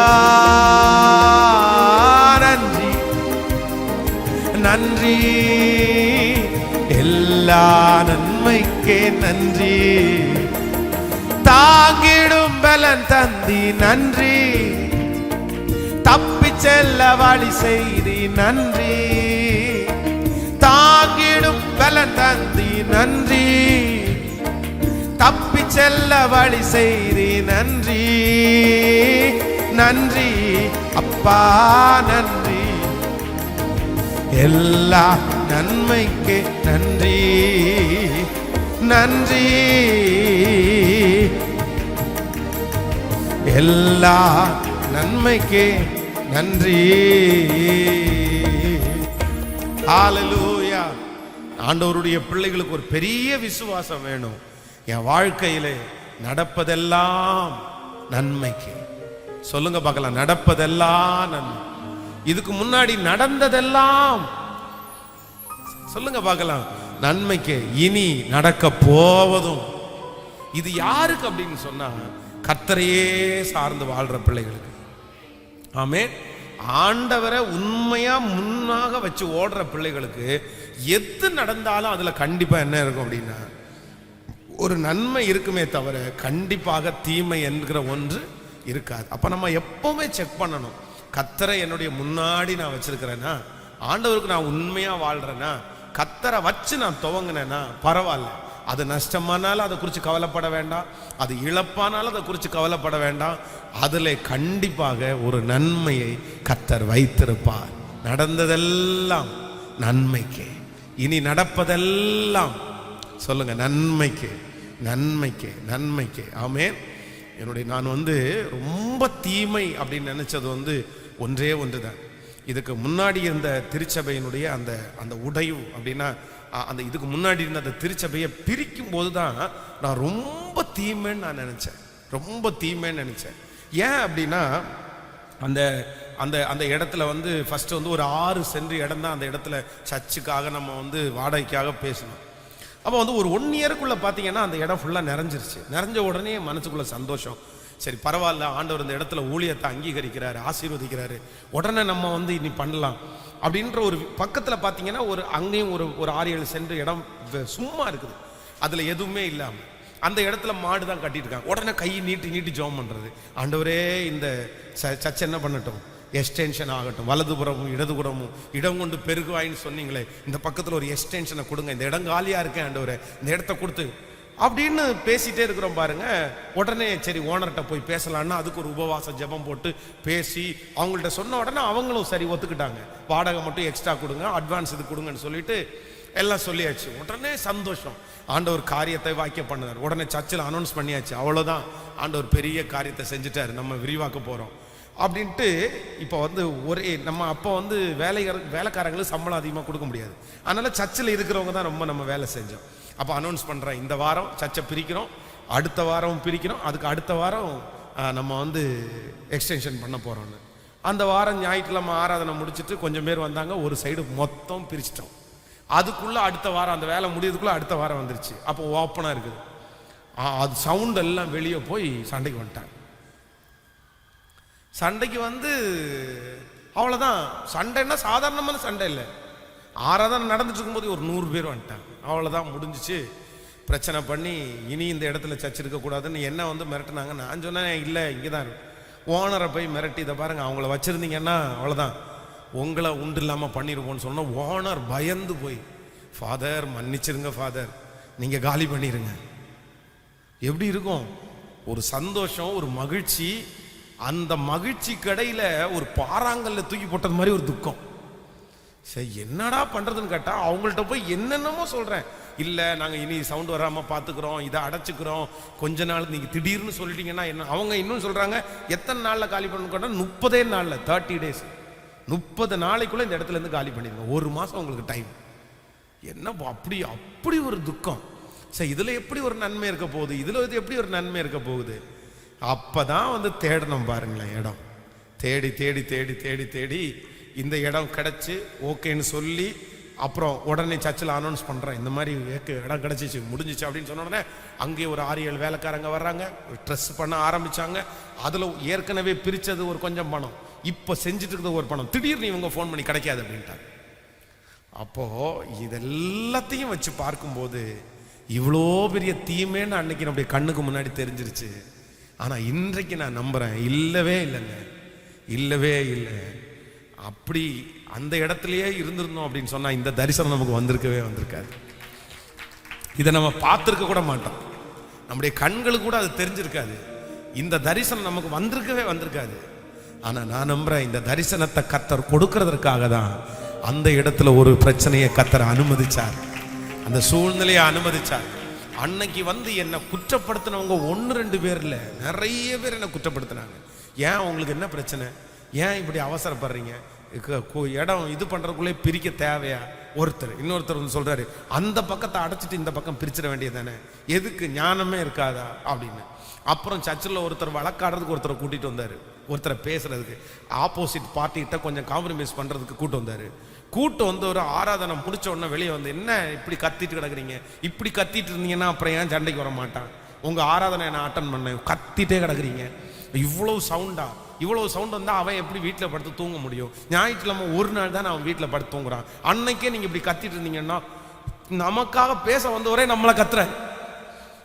தீமை அப்பெல்லாம் அதான் ஒன்று நடந்துச்சுன்னா, நம்ம சில நேரத்தில் பார்த்தீங்கன்னா நடந்து போகும்போது ஒரு காலில் ஒரு தட்டுப்படும் பாருங்களேன், அடுத்த டைம் தட்டும்போது இந்த காலில் பட வேண்டியதானே, ஆனால் அதே இடத்துல படும், அந்த காலில் தான் படும். பார்த்தீங்களா, அதை அடி மேலே அடின்னு சொல்றாங்கல்ல, அது மாதிரி அந்த பிரச்சனை வந்த உடனே மாறி மாறி மாறி மாறி ஒன்னே ஒன்ன குடிச்சிட்டு. ஆனா இன்று நான் நம்புகிறேன், தீமை அல்ல, அது நன்மையாகவே, அது நன்மைன்னு நான் கண்டுபிடிக்கிறதுக்கு 10 வருஷம் ஆச்சு. நான் கண்டுபிடிக்கிறதுக்கு சில நேரத்திலே ஆண்டவர் உங்களுக்கு அனுமதிக்கிற தீமைய நன்மைதான் நீங்க கண்டுபிடிக்கிறதுக்கு 10 வருஷம் ஆகும். ஏன்னா நம்ம மூளை என்ன மூளை, குருவி மூளை, நமக்கு எட்டாது. அன்னைக்கு ஆண்டவர் வச்சிருக்கிற தரிசனம் நமக்கு புரியாது.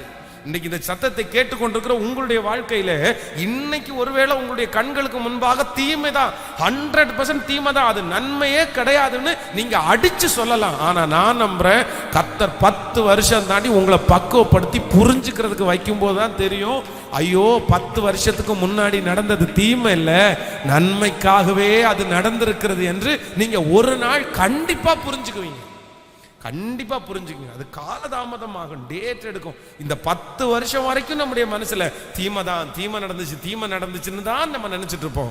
இல்ல இல்ல, அன்றியும் அவருடைய தீர்மானத்தின்படி அழைக்கப்பட்டவர்களாகி தேவனிடத்தில் அன்பு கூறுகிறவர்களுக்கு சகலமும் நன்மைக்கு ஏதுவாய் நடக்கிறது. என் வாழ்க்கையிலே நடந்தது எல்லாம் நன்மைக்கு, நடக்க போகிறது எல்லாமே. சொல்லுங்க பார்க்கலாம், ஒரு 5 டைம் கையை உயர்த்தி சொல்லுங்க, நடந்ததெல்லாம். சொல்லுங்க, சொல்லிட்டே இருங்க, ஏசப்பா நடந்ததெல்லாம், நடந்ததெல்லாம் நன்மைக்கு, நடந்ததெல்லாம் நன்மைக்கு, நடந்தது எல்லாம் நன்மைக்கு, நடந்தது எல்லாம் நன்மைக்கு, நடந்ததெல்லாம் நன்மைக்கு. ஹல்லேலூயா. வேதத்துல தன்னுடைய வாழ்க்கையில தீமை அப்படி நடந்துச்சே அப்படின்னு வருத்தப்பட்ட சிலருடைய வாழ்க்கை நன்மையாய் மாறி இருக்கிறது. அதை மட்டும் வேகமாய் உங்களுக்கு சொல்லிட்டு உங்க எல்லாருக்காகவும் ஜெபம் பண்ணி நம்ம கடந்து போறோம். முதலாவதாக நீங்க வாசிக்க வேண்டாம், இந்த மோசேயினுடைய வாழ்க்கையை நம்ம எடுத்து வாசிக்கும் போது வேதம் சொல்லுகிறது, அவன் எகிப்திலே பார்வோனுடைய வீட்டிலே அரண்மனையிலே அவன் இருந்தான். அரண்மனையிலே அவன் சாதாரணமானவன் அல்ல, அந்த வீட்டிலே இருக்கிற ஒரு முக்கியமான பெண்மணியினுடைய மகன். வேதம் சொல்லுகிறது பார்வோனின் குமாரத்தியின் மகன். அப்படின்னா ஏற்கனவே தாத்தா செத்துட்டாரு, இப்போ அவருக்கு பையன் பொண்ணு இருக்கிறாங்க. பையன் அரசாட்சியில் இருக்கிறான், பையன் பார்வோன்னு வச்சுக்கலாம். அங்க எகிப்து தேசத்தை பொறுத்த அளவில் பார்வோன் அப்படின்ற இடத்துல பேர் மாறாது. நமக்கு அரசியல் தலைவர்கள் இருக்கும்போது போன டைம் இவங்க இருந்தாங்க, இந்த டைம் அவங்க மக இருந்தாலும் பேர் மாறும். இப்போ இருக்க சிஎம் நமக்கு ஸ்டாலின் அப்படின்னு சொன்னாலும் அதுக்கு முன்னாடி யார் இருந்தா அப்படின்னா கருணாநிதி அவங்க இருந்தாங்க. கருணாநிதியினுடைய மகன் ஸ்டாலின் இப்போ இருக்கிறாங்க அப்படின்னு. ஆனா எகிப்தை பொறுத்த அளவில் அப்படியெல்லாம் கிடையாது. அந்த அரசாட்சியில உட்கார்ற எல்லாருக்குமே ஒரே பேர் தான், பார்வோன் தான். பார்வோன் 1, பார்வோன் 2, பார்வோன் 3 அப்படின்னு தான் போகுமே தவிர அவங்களுக்கு பேர் சேஞ்ச் பண்ணாரு. அப்போ ஒரே வீட்டில் சகோதரன் அந்த நாட்டை ஆளுகிறவனா இருக்கிறார், இவங்க சகோதரி. இப்போ அவங்களுடைய கையில தான் அந்த குழந்தை கிடைக்குது. உடனே அந்த குழந்தைய பார்வோனுடைய வீட்டிலே வளர்த்துக்கிறாரு. இப்போ இவனுக்கு எப்பவுமே தன்னுடைய குலம் என்னன்னு தெரிஞ்சதுக்கு அப்புறம் அவங்க மேல ஒரு பாசம் வந்துருச்சு. பொதுவாகவே நீங்க எல்லாம் வெளிநாடுக்கு ஏதாவது போனீங்க அப்படின்னா, இந்த வெளிநாட்டில் நம்ம ஊருக்காரங்க யாராவது ஒருத்தர் இருக்கிறாங்கன்னா உடனே நமக்கு என்ன வந்துடும் சொல்லுங்களேன், ஒரு பாசம் வந்துடும். அதை ஊர் பாசம் அப்படின்னு சொல்லுவாங்கல்ல. ஒருவேளை நம்ம திருநெல்வேலியா இருக்காங்க, திருநெல்வேலி இருக்குங்கன்றாங்க வைங்களேன், திருநெல்வேலியில் இருக்கிறவங்க வெளியூரில் இந்த ஊரில் அதே பாஷை மாதிரி பேசுகிற யாராவது பார்த்தா, கா நம்ம ஊரா அப்படின்னு உடனே அந்த பாசம் அப்படி வந்துடும், ஓ நம்ம ஊர் அப்படின்னு. அப்போ இந்த மோசேக்கு வந்து தன்னுடைய ஜனங்கள் கஷ்டப்படுகிறத பார்த்த உடனே, ஐயோ இது ஏன் ஜனங்களா, என்னுடைய அம்மா வழி என்னுடைய அப்பா வழி சொந்தக்காரங்களா, இவங்க அடிமையா இருக்கிறாங்களான்னு சொல்லி ஒரு பாசம் அவங்க மேல இருந்துச்சு. இவங்களை எப்படியாவது நம்ம ரட்சிக்கணும், இவங்களை எப்படியாவது நம்ம விடுதலை ஆக்கணும். ஸோ ஒரு நாள் அவன் நடந்து போய் கொண்டிருக்கும் போது ஒரு எகிப்தியன் வந்து ஒரு எபிரேயனை என்ன பண்றான், அடிக்கிறான். இவன் அடிச்ச உடனே இவனுக்கு என்ன பண்ணலைன்னா தாங்கல. என்ன கேட்கறதுக்கு யாருமே இல்லை அப்படின்னு சொன்னா நீ அடிக்கிறியா, அவனை கேட்கறதுக்கு யாரும் இல்லைன்னு நினைக்கிறியா அப்படின்னு இவனுக்கு ரொம்ப கோவம் வந்து, இவன் எவ்வளோ பலசாலியா இருப்பான் பாருங்களேன், அவனை அடிச்சு கொண்டே போட்டான். எவ்வளோ கோவக்காரன், எவ்வளோ பெரிய பலசாலி, ஒரு மனுஷனை அதுவும் வந்து ஒரு எகிப்தியனை அடிக்கிற அளவுக்கு இவனுக்கு பலன் இருந்திருக்குது. அப்போ மோசே என்கிறவன் வந்து சகல கலை, அவனுக்கு கலை தெரியும். அப்போ வந்து இப்போ வந்து அவன் செத்துட்டான், இவன் அடிச்சு அவன் செத்துட்டான். செத்த உடனே யாருக்குமே தெரியக்கூடாதுன்னு மணல்ல புதைச்சிட்டான். புதைச்சிட்ட உடனே யாருக்குமே தெரியாது, கடந்து போனாங்க. ஆனா இந்த எபிரேயன் வந்து சொல்லிட்டான் இந்த மாதிரி இறந்து. இப்போ வந்து அந்த இடத்துல இருந்து மோசே துரத்தப்படுகிறார், மீதியான் தேசத்துக்கு போனார். மீதியான் தேசத்திலே மோசே 40 வருஷம் இருந்தாரு. இந்த 40 வருஷத்துல மோசே என் வாழ்க்கையில தீமைன்னு ஒண்ணு நடந்துச்சுன்னா எதை சொல்லுவாரு சொல்லுங்க? ஒவ்வொரு நாளும் காலையில எழும்பும் போது அவனுக்கு எப்படி இருந்திருக்கும்? பார்வோனுடைய வீட்டில் இருக்கும்போது காலையில காஃபி வந்து எங்க வந்துடும், வெட்டுக்கு வந்துடும். ஆனா இப்ப மீதியான் தேசத்துல காலையில காஃபி பச்சை தண்ணி கூட கிடைக்காது. காலையில ஆடுகளை கூட்டிட்டு ஓடிடணும். ஓடி வீட்டில் கூட படுத்து தூங்க முடியாது. தெருவுலையும் இன்னும் நிறைய அந்த வயல்வெளியில அந்த மாதிரி இடங்கள தான் படுத்து தூங்க முடியும். ஒரு ஆட்டையை அவங்க கொண்டு போயிட்டாங்கன்னா, கோயம்புத்தூர்ல ஒருத்தர் வந்து ஒரு 100 ஆடு வச்சிருக்கிறாரு. அவரை ஒரு டைம் சந்திக்கும் போது இந்த ஆடுகளை எப்படி நீங்க வளர்த்துறீங்க அப்படின்னு கேட்டா, அவர் வந்து ஒரு ரொம்ப அழகான அந்த மேய்ப்பனுக்குரிய காரியத்தை சொன்னாரு. அவர் வந்து ஒரு டைம் ஒரு ஆட்டை தன்னுடைய வீட்டில் கட்டி இருக்கிற அந்த தொழுவத்துல இருந்து அவுத்துட்டு போனாருன்னா அகைன் அந்த தொழுவத்துல அதை கொண்டு கட்டுறதுக்கு 6 மாசம் ஆகும். 6 months, 6 மாதம். அவர் வந்து கிராமத்தில் இருக்க ரொம்ப தள்ளி அவர் என்ன பண்ணுவாருன்னா, அந்த ஆட்டை அவர் ஒரு 10 ஆடை சேர்த்து அப்படியே கூட்டிட்டு போனாருன்னா, ஒவ்வொரு மலை அப்படியே ஏறி இறங்கி அப்படியே இடையில வந்து பிரசவம் பார்க்கணும்னா இடையில பிரசவம் பார்த்து எல்லாம் முடிச்சுட்டு அவரும் வழியிலே தங்கிட்டு வரும்போது அப்படியே வந்து விற்கிற மாதிரி வந்துருவாராம். 6 மாசம் ஆகுமா. அப்போ இந்த தாவீதும் கூட சொல்லும் போது பாத்தீங்கன்னா, தன்னுடைய தகப்பனாரையும் தாயாரையும் விட்டு அவன் வந்து ஆடுகளை மேய்க்கிறதுக்கு வனாந்திரத்துல போய் உட்கார்ந்தான். ஆடுகளை மேய்க்கிறவர்கள் வந்து இரவு பகல் வந்து சில சிட்டிக்குள்ள வந்து பாத்தீங்கன்னா அந்த புல் இருக்காது, அது மேய்கிறதுக்கு ரொம்ப அவுட்டர்ல தான் போகணும். அப்ப அங்கே தங்கணும். இந்த மோசே வந்து அவுட்டர்ல போய் தங்குற ஒவ்வொரு இரவுகளும் தான் படுக்கிற புல் படுக்கும்போது என்ன நினைப்பான் அப்படின்னா, சே தெரியாம நம்ம என்ன பண்ணிட்டோம், இப்படி ஒரு கோவப்பட்டு ஒருத்தனை அடிச்சிட்டோமே, ஆண்டவர் நினைச்சா நம்மளை தப்பிக்க வச்சிருக்க கூடாதா, இப்படி நம்முடைய வாழ்க்கையில ஒரு தீமை நடந்துச்சே, இப்படி ஒரு தீமை நடந்துச்சே.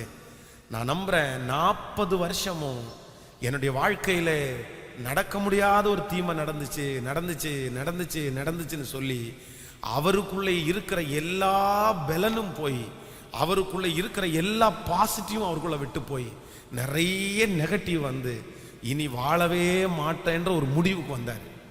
அதனாலதான் ஒரு சொப்பனத்தை பார்க்கிறாரு.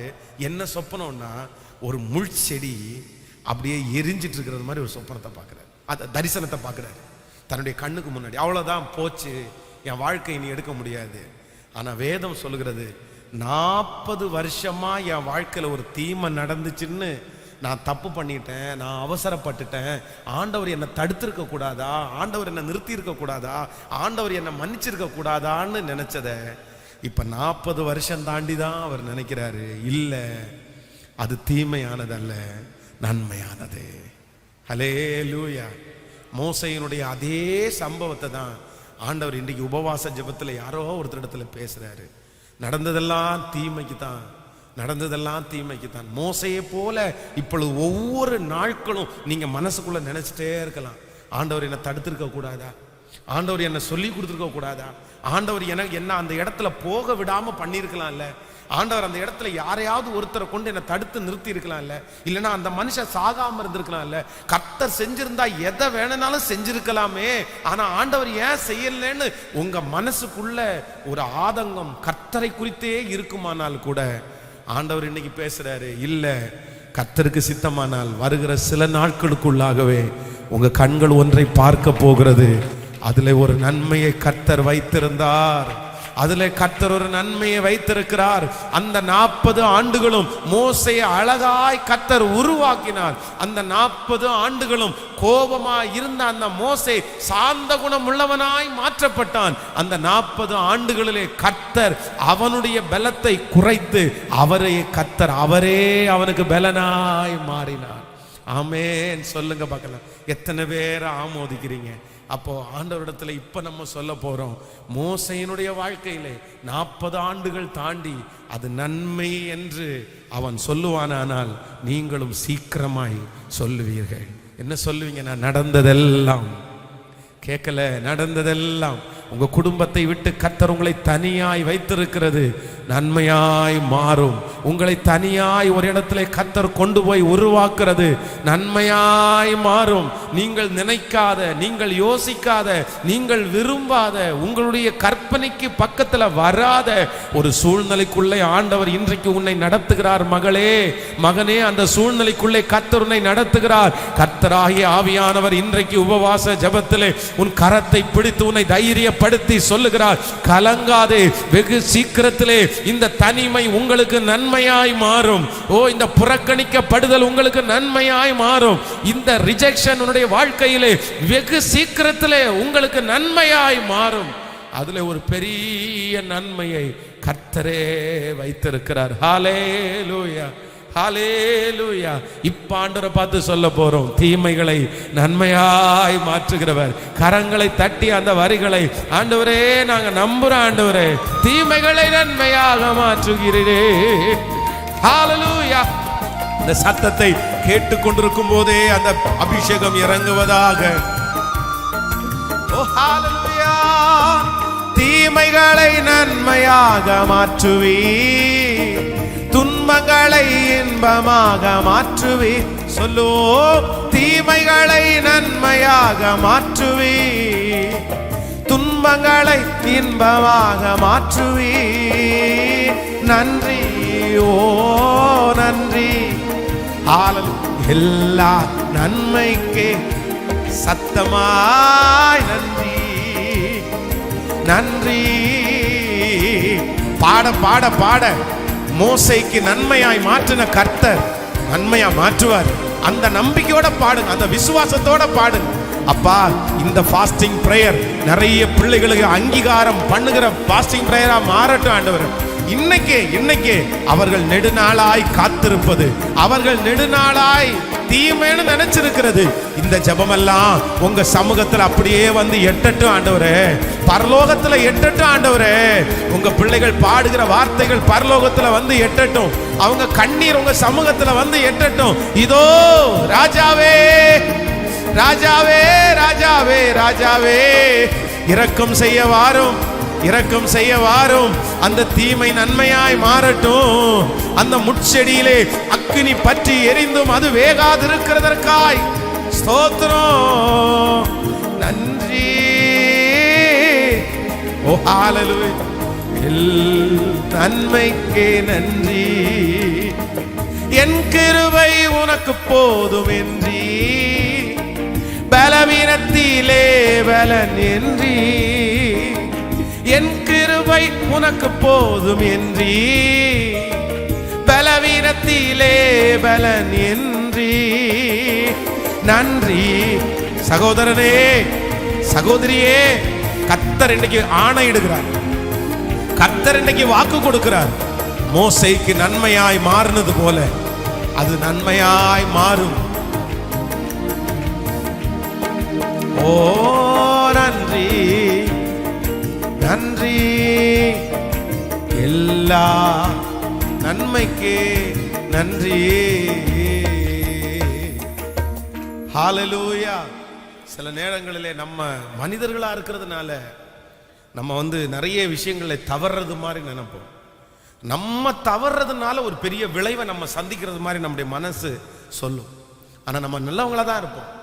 நம்ம அதை வேணும்னு செய்ய மாட்டோம். ஆனா தப்பி தவறி தவறுதலாய் ஒரு காரியம் நம்முடைய வாழ்க்கையில நடந்திருக்கும். அந்த காரியத்தை நினைச்சு நினைச்சு நினைச்சு நான் இந்த மாதிரி இந்த இடத்துல ஒரு மிஸ்டேக் பண்ணிட்டேன், அப்படின்னா பாவத்தை சொல்லலை, ஏதோ ஒரு காரியத்தை ஞானம் இல்லாமல் இந்த இடத்துல இப்படி செஞ்சுட்டேனே, ஐயோ இது ஒரு தீமையாக வந்துருச்சு அப்படின்னு நம்ம மனசில் நினைக்கலாம். இல்லை இல்லை, அதை கூட ஆண்டவர் தான் அனுமதிச்சிருக்கிறார். அல்லேலூயா. உங்கள் வழிகளை சீர்தூக்கி பாருங்க, ஜெப வாழ்க்கையில் கரெக்டாக இருந்துருங்க, ஆண்டவரோடு உள்ள உறவை எப்பவுமே சீர்படுத்தி கொண்டே இருங்க. அதுக்கப்புறம் நம்முடைய கை பிசகி நடந்ததை கூட ஆண்டவர் வந்து கண்டிப்பாய் மன்னிக்கிற கர்த்தராக இருக்கிறார். எப்பவுமே நம்ம தெரியாம செய்கிற ஒண்ணுக்கு ஆண்டவர் வந்து நம்ம மேல பரிதாபப்பட்டுட்டே இருப்பார். ஆமே. நம்ம தெரிஞ்சு செய்த ஒன்று தெரியாம செய்கிற ஒன்றை கடந்த நாட்களிலே ஒரு தகப்பனார் ஒரு சாட்சி சொன்னார். எனக்கு ரொம்ப ஆச்சரியமா இருந்துச்சு. இரவு 12 மணிக்கு அந்த வீட்டில் இருக்கிற தாயார் வந்து அவங்க கொஞ்சம் டேப்லெட் நிறைய போட்டிருந்தாங்க, உடல்நிலை சரியில்லை. அதனால அந்த அரை தூக்கத்தில் என்ன பண்ணியிருக்காங்கன்னா வீட்டை விட்டு வெளியே நடந்து போயிருக்காங்க. நடந்து போனால் ஒரு தண்ணி தொட்டி, அந்த தண்ணி தொட்டியில் வந்து கரெக்டாக அந்த தொட்டிக்கு மேலே இருக்கிற அந்த மூடியில் கால் வச்சிருக்கிறாங்க. அது அப்படியே உடஞ்சி நைட்டு 12:30 மணிக்கு உள்ளே போகுது. அந்த டேங்க் ஃபுல்லாக தண்ணி உள்ளே விழுந்துட்டாங்க. யாருக்குமே தெரியாது. அப்பா ஒரு பக்கத்தில் படுத்து இருக்கிறாரு, அம்மா பையன் ஒரு பக்கத்தில் படுத்திருக்கான். பையன் வந்து இவங்க எழும்பி போகும்போது நினைச்சானாமா, சரி இவங்க ஏதோ பாத்ரூம் போறாங்க போல தெரியுது அப்படின்னு நினைச்சிட்டு அவன் விட்டுட்டான். கொஞ்ச நேரம் தாண்டி இவங்க வரல அப்படின்னு நினைச்சிட்டு என்ன இத்தனை நேரம் ஆயும் காணோம் அப்படின்னு திரும்பி போய் பார்த்தா அந்த தண்ணியில வந்து தத்தளிச்சுட்டு இருக்கிறத பார்த்தாங்க. அதற்கு பிறகு அழகா அவங்கள தூக்கி எடுத்து ஜீவன் காப்பாற்றப்பட்டு இன்னைக்கு கர்த்தருக்கு சாட்சியா அந்த ஆபத்துல இருந்து கர்த்தர் அவங்கள காப்பாற்றிட்டாரு, மறு ஜீவனை கொடுத்துட்டாரு. அப்போ நான் என்ன நம்புறேன் அப்படின்னா, சில நேரத்தில் நம் காலடி வைத்திருக்கிற இடத்துக்கு கீழே பள்ளம் இருக்குன்னு நமக்கு தெரியாது, குழி இருக்குன்னு தெரியாது. இன்னைக்கு ஜெபத்தில் இருக்கிற ஆண்டவருடைய பிள்ளைகளை, நீங்கள் யாரோ ஒருத்தர் வந்து உங்களுக்கு பள்ளமே இருக்குன்னு தெரியாமல் உங்கள் காலடியை நீங்கள் வச்சிருக்கலாம். ஐயோ நான் இப்போ காலடி வச்சதுக்கு அப்புறம் தான் தெரியுது இதில் இவ்வளோ பெரிய பள்ளம், ஆண்டவர் இப்படி அனுமதிச்சிட்டாரே, நான் ஆண்டவருடைய பிள்ளை தானே, கர்த்தர் இந்த இடத்துல இருந்து என்ன தப்பிச்சிருக்கலாம்ல, இந்த இடத்துல போகாம என்ன தடுத்து நிறுத்தி இருக்கலாம்ல அப்படின்னு ஆயிரக்கணக்கான கேள்விகள் உங்களுக்குள்ளேயே எழும்பலாம். நீங்கள் அந்த குழிக்குள்ளே இப்பொழுது தத்தளித்து கொண்டிருக்கலாம். ஆனா நான் நம்புறேன், கர்த்தரை அனுமதிச்சு ஒரு குழிக்குள்ள நீங்க விழுவீர்களே ஆனால் அது தீமையா முடியாது, அது கண்டிப்பாக நன்மையாய் தான் முடியும்.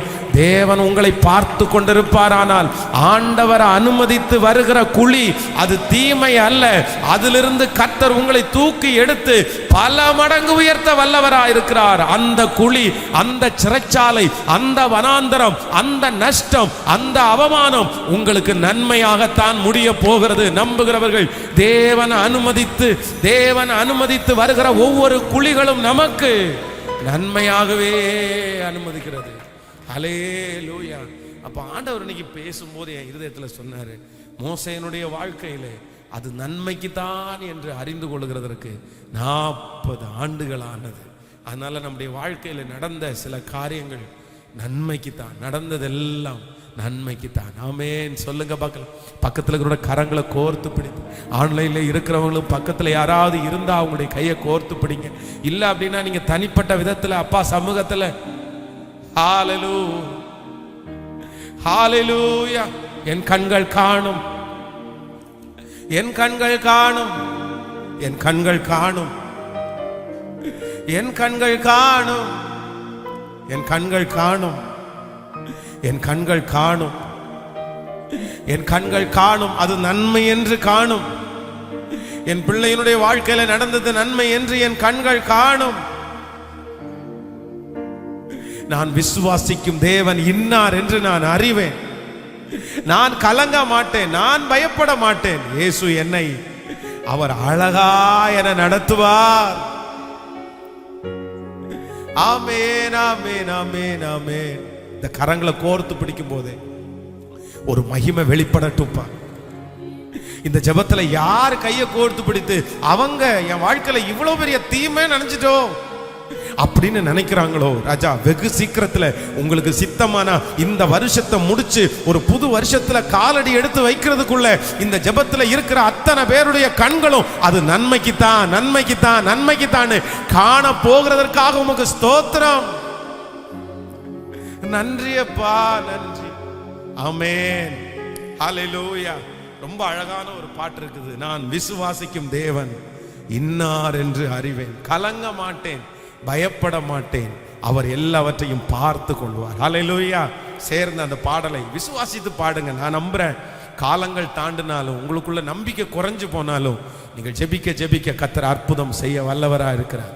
மேகம் போன்ற இத்தனை திரளான சாட்சிகள் நம்மை சுற்றி நெருங்கி நிற்க பாரமான யாவற்றையும் உதறி தள்ளிவிட்டு விசுவாசத்தை துவக்கிறவரும் முடிக்கிறவருமாய் இருக்கிற அவரை பார்த்து நமக்கு நியமித்திருக்கிற ஓட்டத்திலே நம்ம பொறுமையோடு ஓட போகிறோம். நமக்கு முன்னாடி ஒரு சாட்சி அல்ல, 2 சாட்சி அல்ல, மேகம் போன்ற திரளான சாட்சி. லட்சக்கணக்கான பேரை கர்த்தர் உங்களுக்கு முன்னாடி சாட்சியா நிறுத்தி இருக்கிறாரு. ஆண்டவர் ஒரு பக்கத்துல உங்களை மோட்டிவேட் பண்றதுக்கு நல்ல பெரிய பெரிய சாட்சிகளை நிறுத்தும் போது, இன்னொரு பக்கத்துல உங்களை டவுன் பண்றதுக்கு பிசாசு நிறைய நெகட்டிவான ஆட்களை கொண்டு வந்து முன்னாடி நிறுத்துவான். உங்க கண்ணை அவங்கள பார்க்க கூடாது, உங்க கண்ணு பாசிட்டிவா கர்த்தர் உயர்த்தினவங்களை பார்க்கட்டும். அவர்களுக்கு செய்த கர்த்தர் எனக்கும் செய்வார். ஆமென். கரங்களை தட்டி ஹalleluya. Thank you Jesus. Praise the Lord. நன்றி.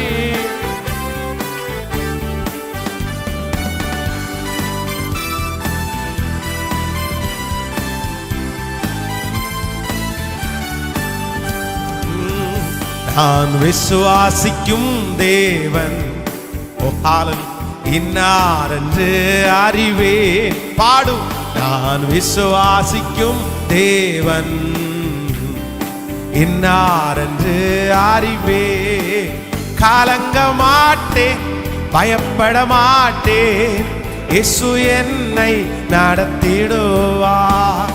கலங்க மாட்டேன், பயப்பட மாட்டேன், இயேசு என்னை கரங்களை தட்டி நான் விசுவாசிக்கும் தேவன் இன்னார் என்று அறிவே. பாடுவோம். நான் விசுவாசிக்கும் தேவன் இன்னார் என்று. இப்ப சொல்லும். கலங்க மாட்டேன், பயப்பட மாட்டேன், இயேசு என்னை நடத்திடுவார். கலங்க மாட்டேன், பயப்பட மாட்டேன், இயேசு என்னை நடத்திடுவார். எனக்காக யாவையும் செய்து முடிக்கும் தேவன் அவரே. எனக்காக யாவையும் செய்து முடிக்கும் தேவன் அவரே. செய்து முடிக்கும் தேவன் அவரே. செய்து முடிக்கும் தேவன் அவரே. நான் விசுவாசிக்கும் தேவன் இன்னார் என்று அறி. கரங்களை தட்டி நான் விசுவாசிக்கும் தேவன் இன்னார். சொல்லுங்க, அப்பா பார்த்து சொல்லுங்க. கலங்க மாட்டேன், பயப்பட மாட்டேன், இயேசு என்னை நடத்திடுவார். கலங்க மாட்டேன், பயப்பட மாட்டேன், இயேசு என்னை நடத்திடுவார். என் எதிர்காலம் யாவையும் என் இயேசு பார்த்து கொள்ளுவார். என் இயேசு பார்த்து கொள்ளுவார். என் பிள்ளைகளுடைய எதிர்காலத்தை இயேசு பார்த்து கொள்ளுவார். இந்த ஊழியத்தினுடைய எதிர்காலத்தை இயேசு பார்த்து கொள்ளுவார். என் எதிர்காலத்தை இயேசு பார்த்து கொள்ளுவார். என் காலங்கள் அவருடைய கரத்திலே இருக்கிறது. பலவீனப்பட்ட என் பிள்ளையினுடைய எதிர்காலத்தை இயேசு பார்த்து கொள்ளுவார். நம்பிக்கையோட ஹalleluya. என் எதிர்காலம் யாவையும் இயேசு ராஜா பார்த்து கொள்வார். என் எதிர்காலம் யாவையும் இயேசு ராஜா பார்த்து கொள்வார். இயேசு ராஜா பார்த்து கொள்வார். இயேசு ராஜா பார்த்து கொள்வார். நான் விசுவாசிக்கும் தேவன். பாடும். இன்னார் என்று அறிவேன். நான் விசுவாசிக்கும்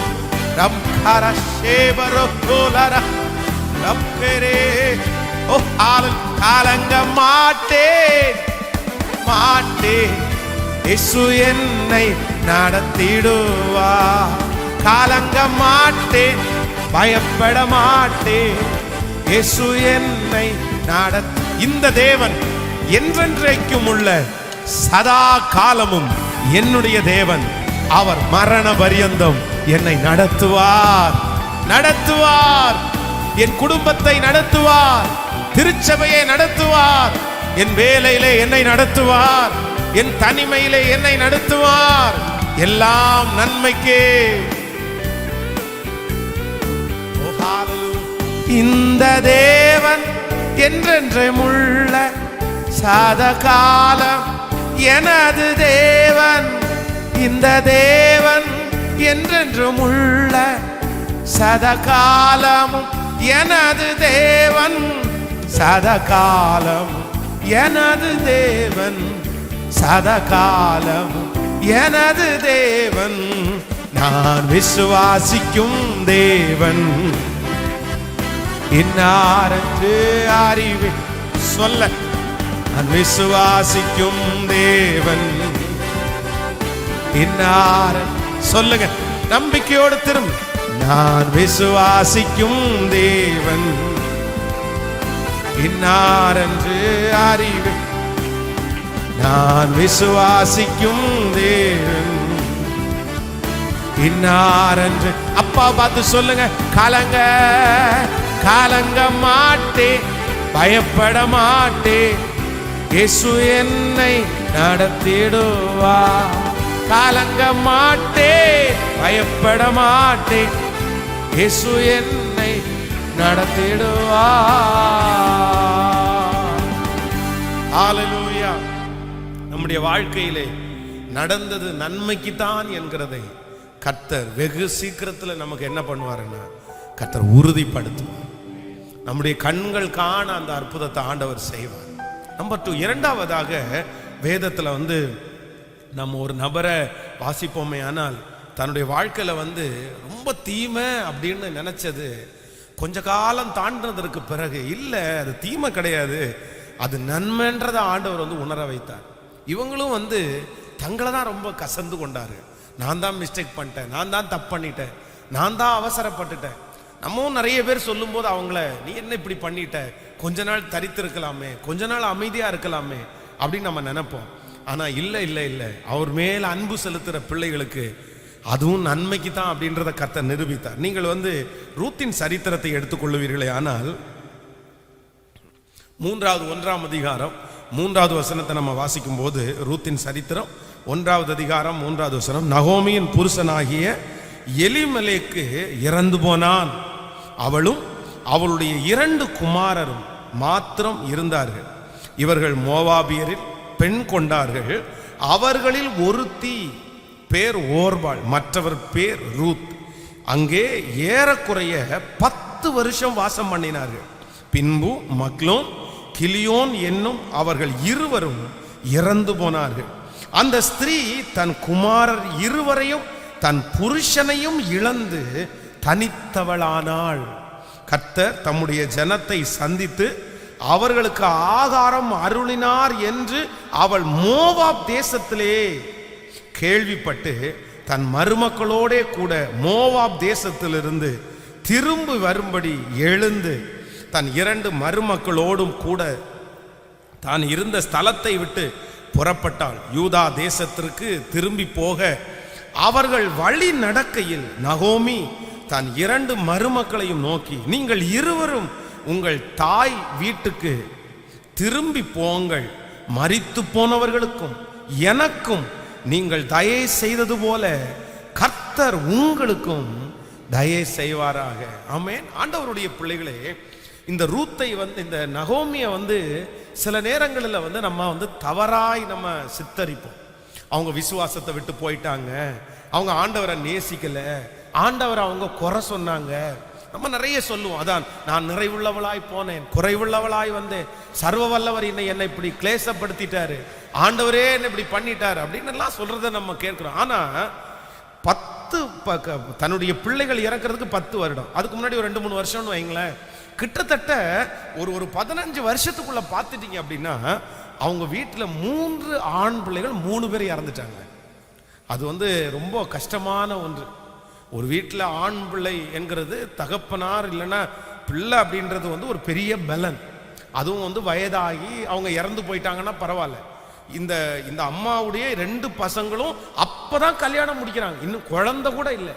அதுக்குள்ள பாத்தீங்கன்னா ஒரு 5 வருஷத்தினுடைய கேப்ல பாத்தீங்கன்னா 2 பிள்ளைகளுமே இறந்து போறாங்க. காரணமே இல்லாம அவங்க இறந்து போயிட்டாங்க. ஆனா கூட இப்ப கிளம்பிட்டாங்க, கொஞ்சம் தூரம் நடந்து வர்றாங்க. வர்ற வழியில தன்னுடைய மருமக்களை பார்த்து சொல்றாங்க, நீங்க என்னை விட்டு திரும்பி போங்க, நீங்க எனக்கு செய்த அந்த தயவின்படியே என் கர்த்தர். அப்ப அந்த இவ்வளவு நஷ்டம், இவ்வளவு இழப்பு, இவ்வளவு மரணத்தை பார்த்ததுக்கு அப்புறம் கூட கர்த்தர் மேல அவங்க வச்சிருக்கிற விசுவாசம் என்ன பண்ணல, குறையல, நம்பிக்கை குறையல.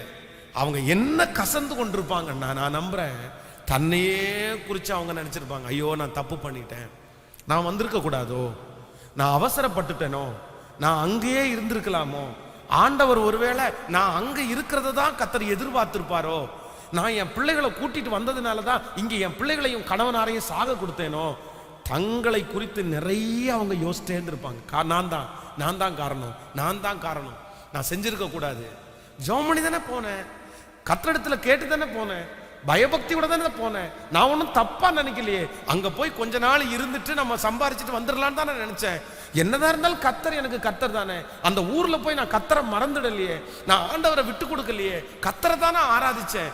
இந்த மாதிரி அநேக, ஒரு பக்கத்துல அவங்களுக்கு எதிர்மறையான எண்ணம், இன்னொரு பக்கத்துல நான் ஆண்டவரை எந்த விதத்திலும் விட்டு கொடுக்கலையே, கர்த்தர் ஏன் என்னை கைவிட்டாரு. இந்த 2 தடுமாற்றமும் இந்த அம்மாவுக்குள்ள இருந்துட்டே இருந்துச்சு.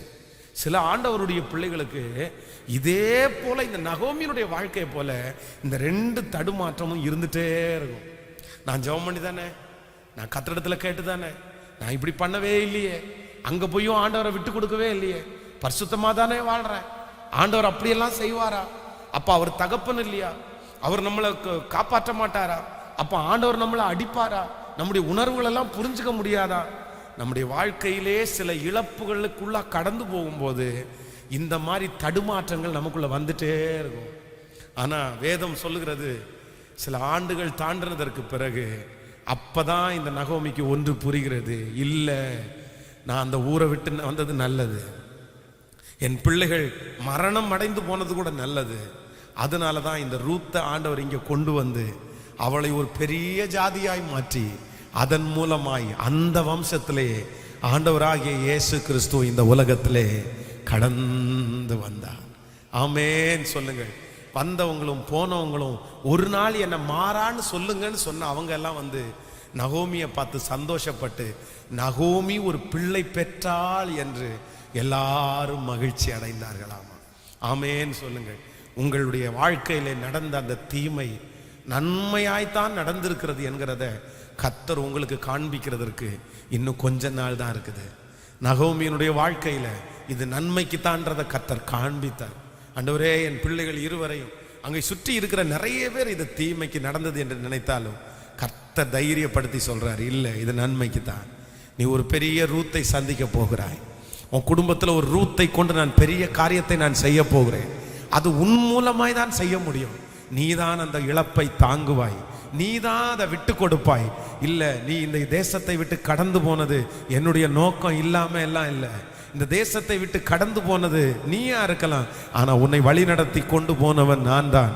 ஓ, நீ போகும்போது நிறைவுள்ளவளாய் போய் வரும்போது குறைவுள்ளவளாய் திரும்பி வந்தாலும் வெகு சீக்கிரத்திலே இந்த தேசத்திலே இருந்து நீ 10 ஆண்டுகளிலே பார்க்க முடியாத ஒரு ஆசீர்வாதத்தை 2 வருடத்திற்குள்ளாக திரும்ப பார்த்து கொள்ளுவாய். உன்னை பாக்கியவதி என்று சொல்லுவார்கள்.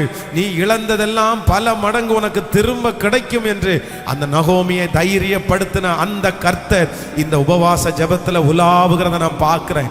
அவருடைய பிரசன்னம் கடந்து வருகிறத பார்க்கிறேன். காயப்பட்ட நிறைய இருதயத்தை கர்த்தர் காயம் கட்டுகிறத பார்க்கிறேன். ஆண்டவர் நிறைய பேரை பார்த்து சொல்லுகிறார், மகளே மகனே திடமனதாயிரு, எல்லாம் நன்மைக்கே. இல்லை, நீர் இதிலே தவறவில்லை, நீ இதுக்கு விரோதமாய் செய்யவில்லை, நீதான் என்று நினைத்து கொண்டிருக்கிறாய். இல்லை, ஒரு நாள் அந்த தீமை நன்மையாகவே மாறும். ஒரு நாள் அந்த தீமை நன்மையாகவே மாறும். எல்லாம் நன்மைக்கு. சொல்லுங்க, கைய மேல உயர்த்தி சொல்லுங்க, எல்லாம் நன்மைக்கு. இதோ சீக்கிரமாய் கர்த்தர் காண்பிக்க போகிறார். அந்த காரியம் நன்மைக்கு என்கிறதை கர்த்தர் சீக்கிரமாய் காண்பிக்க போகிறார். கைகளை உயர்த்தி இயேசுவே அந்த வார்த்தையை நம்புகிறேன் என்று சொல்லுங்கள். ஹalleluya. நன்றி ஆண்டவரே, நன்றி நன்றி நன்றி நன்றி ஆண்டவரே, நன்றி. கர்த்தர் காண்பிக்கிறதுக்கு சீக்கிரமாய் இந்த வருடத்துக்குள்ள அதை செய்யுங்க ஆண்டவரே. ஹalleluya. நான் ஒரு பெரிய பாவி அல்ல பாஸ்டர், நான் ஒரு பெரிய தவறு இழைக்கிறவனும் அல்ல. நான் அந்த வருமானம் வந்துச்சுன்னா கர்த்தருக்கு தான் நான் செய்வேன்னு நினைச்சேன். அந்த இடத்துல கர்த்தர் என்ன உயர்த்தினார்னா நான் ஆண்டவருக்கு தான் உண்மையா இருப்பேன்னு நினைச்சேன். ஆண்டவரை விடணும்ன்ற எண்ணம் எனக்கு வரல. அந்த நகோமியை போல இந்த ஜெபத்துல யாரோ ஒரு தேவனுடைய பிள்ளை அங்கலாச்சிட்டு இருக்கலாம். உண்மையிலே பாஸ்டர் எனக்கு அந்த இடத்துல நான் ஆண்டவரை விட்டு பின்மாறி போகணும்னு நினைக்கல. அந்த இடத்துல கர்த்தர் என்ன ஆசீர்வதிச்சா நான் கர்த்தருக்கு உண்மையா இருந்து நிறைய பேரை ஆண்டவருக்குள்ள ஆயத்தப்படுத்துவேன் தான் ஆரம்பிச்சேன். ஆனா என் வாழ்க்கையில திடீர் இழப்பு, என் வாழ்க்கையில திடீர் மரணம், என் வாழ்க்கையில திடீர் ஒரு அவமானம். ஏன் ஏன் என்ன கர்த்தர் ஜீவனோட வச்சா அவருக்கு ஊழியம் தானே பாச செய்வேன். என்ன ஆண்டவர் சுகமா வச்சாருன்னா நான் அவருக்காக ஓடி ஓடி சர்ச்சுக்கு வருவேன், ஓடி ஓடி அவருக்கு ஊழியம் செய்வேன். இதே வார்த்தையை உங்க மனசு சொல்லிட்டே இருக்கலாம். நீங்க யாருக்காக பேசுறீங்களோ இல்லையா பாஸ்டர், எனக்காக தான் இந்த வார்த்தையை பேசுறீங்க. நான் அப்படிதான் வந்தேன். இந்த பிசினஸ் ஆரம்பிக்கும் போது அப்படி நினைச்சுதான் நான் ஆரம்பிச்சேன். இந்த ப்ராஜெக்ட் ஆரம்பிக்கும் போது அந்த நகோமிய மாதிரி நினைச்சுதான் நான் ஆரம்பிச்சேன். நான் போவேன், அங்க போன உடனே 10 வருஷத்துக்குள்ள எல்லாரையும் முடிஞ்ச வரைக்கும் இயேசுவை பற்றி நான் சொல்லுவேன். கர்த்தர் என்ன நல்லா வச்சிருக்கிறத நான் சொல்லுவேன். ஆனா எல்லாமே மாற்றமா முடிஞ்சிருச்சு. எல்லாரும் என்ன பார்த்து அப்படி குத்தி குத்தி பாக்குறாங்க. நீ போனல்ல, விட்டுட்டு ஓடுனல்ல. என்ன பாக்குறவங்க நிறைய பேர் ஏளனமா பாக்குறாங்க. நீ இந்த தப்பு பண்ண அதனால தான் உனக்கு இப்படி நடந்துருச்சு, நீ இப்படி எல்லாம் பண்ண அதனால தான் உனக்கு அப்படி இருந்துச்சு, நீ இந்த ஊழியம் செய்யல அதனால தான் நடந்துச்சு, நீ காணிக்க கொடுக்கல அதனால தான் இப்படி நடந்துச்சு. வரவங்களும் போறவங்களும் இதே வார்த்தையை சொல்லி சொல்லி இன்னும் கொஞ்சம் உங்க மனசை நோகடிக்கலாம். ஆனா இஸ்ரவேலின் ஜெயபலமானவர் இன்றைக்கு உங்களை பார்த்து வாக்கு கொடுக்கிறார். இல்ல இல்ல, இன்றைக்கு அநேகருடைய கண்களுக்கு முன்பாக தீமையாய் தெரிகிற அந்த காரியத்தை வெகு சீக்கிரத்திலே கர்த்தர் நன்மையாய் முடிய பண்ணுவார். அன்றைக்கு சொல்லுவார்கள், கர்த்தர் உன்னை சோதனைக்குள்ளே நடத்தினது தீமை அல்ல, நன்மைக்கென்று சொல்லுவார்கள். ரோதலர கதலரே பௌத்தரம ரத்தலரே லரத்தரோலரோ ரத்தரோ, இது நன்மையாய் முடிய பண்ணுவார். எல்லாம் நன்மைக்கே, எல்லாம் நன்மைக்கே, எல்லாம் நன்மைக்கே, எல்லாம் நன்மைக்கே, எல்லாம் நன்மைக்கே, நன்மைக்கே. நான் உம்மை நேசிக்கிறேன், எந்த உயிரை பார்க்கிலும் நான் உம்மை நேசிக்கிறேன், எந்த உயிரை பார்க்கிலும் ஆராதிப்பே உம்மை நான் உண்மை மனதோடே ஆராதிப்பேன் உம்மை நான் உண்மை மனதோடே. I love you Lord, I love you Jesus, I love you Lord, I love you Jesus. சொல்லுங்க பார்க்கலாம் எல்லாரும் கையை உயர்த்தி, நான் உம்மை நேசிக்கிறேன். சொல்லுங்க முழு பலத்தோடு. எந்த உயிரை பார்க்கிலும் நான் உம்மை நேசிக்கிறேன், எந்த உயிரை பார்க்கிலும் ஆராதிப்பேன் உம்மை நான் உண்மை மன மனதோடு ஓ ஹalleluya ஆராதிப்பேன் உம்மை நான்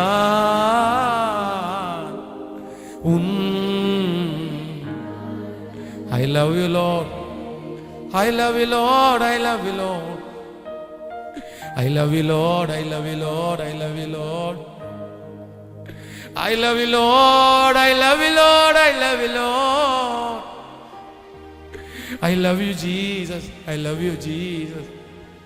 நான் உங்களை நேசிக்கிறேன் ஆண்டவரே. சொல்லுங்க, நீங்க எல்லாமே எனக்கு வேணாம், நான் உங்களை நேசிக்கிறேன் ஆண்டவரே. ஆண்டவரை நேசிச்சா எல்லாம் நன்மையா தான் முடியும். ஆண்டவரை முக்கியத்துவப்படுத்தினா எல்லாம் நன்மையா தான் முடியும். சொல்லிட்டே இருங்க பார்க்கலாம். இயேசுவே நான் உம்மை நேசிக்கிறேன். எங்க வாழ்க்கையினுடைய முதன்மை உமக்கு தான் ஆண்டவரே. எங்களுடைய வாழ்க்கையினுடைய ஃபர்ஸ்ட் நீங்க தான் ஆண்டவரே. உங்களை தவிர வேற யாருக்கும் முதன்மையான இடத்துல இடம் இல்லை ஆண்டவரே. உங்களை தாண்டி தான் சொந்தம், உங்களை தாண்டி தான் வேலை, உங்களை தாண்டி தான் சம்பாத்தியம், உங்களை தாண்டி தான் ஊழியம், உங்களை தாண்டி தான்ப்பா எல்லாம். நீங்க தான்ப்பா ஃபர்ஸ்ட், நீங்க தான்ப்பா முதன்மை, நீங்க தான் ஆண்டவரே, நீங்க தான். ஆமென். கைகளை உயர்த்தி ஒரு ஹல்லேலூயா சொல்லலாம். ஸோ இரண்டாவதாக இந்த நகோமியினுடைய வாழ்க்கையில் நான் செஞ்சது தான் தப்போ, நான் செஞ்சது தான் தீமையோ அப்படின்னு நினைச்சதை கூட சில ஆண்டுகளுக்குள்ளாக ஆண்டவர் என்ன பண்ணார்னா, இல்லை, அதை கர்த்தர் நன்மையாய் முடிய பண்ணினார். ஸோ நம்ம ஆண்டவர் இன்றைக்கு இந்த உபவாச ஜெபத்திலே ஆணித்தரமாய் நம்மோடு பேசினார், பேசிக்கொண்டே தான் இருக்கிறார். இல்லை, நீங்க தீமையாய் பார்க்கிற சகலமும் அது ஒரு நாள் நன்மையாய் கர்த்தர், எல்லாம் நன்மைக்கு. நீங்க இதே வார்த்தையை சாட்சியா நீங்க சொல்லுவீங்க, நன்மைக்குன்னு தான் உங்க வாயிலிருந்து வரும். ஆமேன்னு சொல்லுங்க. மூன்றாவதாக ஒரு நபரை கூட நம்ம ஜஸ்ட் நம்ம தியானிச்சு நம்ம முடிக்க போறோம். நீங்கள் யோபுவின் புஸ்தகத்தை எடுத்துக்கொள்ளுங்கள். 42ஆம் அதிகாரத்திலே 11வது வசனத்தை வாசிப்போமேயானால், அப்பொழுது அவனுடைய எல்லா சகோதரரும் சகோதரிகளும் முன் அவனுக்கு அறிமுகமான அனைவரும் அவனிடத்திலே வந்து அவன் வீட்டிலே அவனோடு போஜனம் பண்ணி கர்த்தர் அவன் மேல் வரப்பண்ணின சகல தீங்கு நிமித்தமும் அவனுக்காக அங்கலாய்த்து அவனுக்கு ஆறுதல் சொல்லி அவரவர் ஒவ்வொரு தங்க காசையும் அவரவர் ஒவ்வொரு பொன் ஆபரணத்தையும் அவனுக்கு கொடுத்தார்கள். ஆமேன்னு சொல்லுங்க. சரி, ரொம்ப அழகான வசனம் இல்லை? அப்பொழுது அவனுடைய எல்லா சகோதரரும் சகோதரிகளும் முன் அவனுக்கு அறிமுகமான அனைவரும் அவனிடத்திலே வந்து அவன் வீட்டிலே அவனோடு போஜனம் பண்ணி கர்த்தர் அவன் மேல் வர பண்ணின சகல தீங்கு நிமித்தமும் அவனுக்காக அங்கலாய்த்து அவனுக்கு ஆறுதல் சொல்லி அவரவர் ஒவ்வொரு தங்க காசையும் ஒவ்வொரு பொன் ஆபரணத்தையும் அவனுக்கு கொடுத்தார்கள்.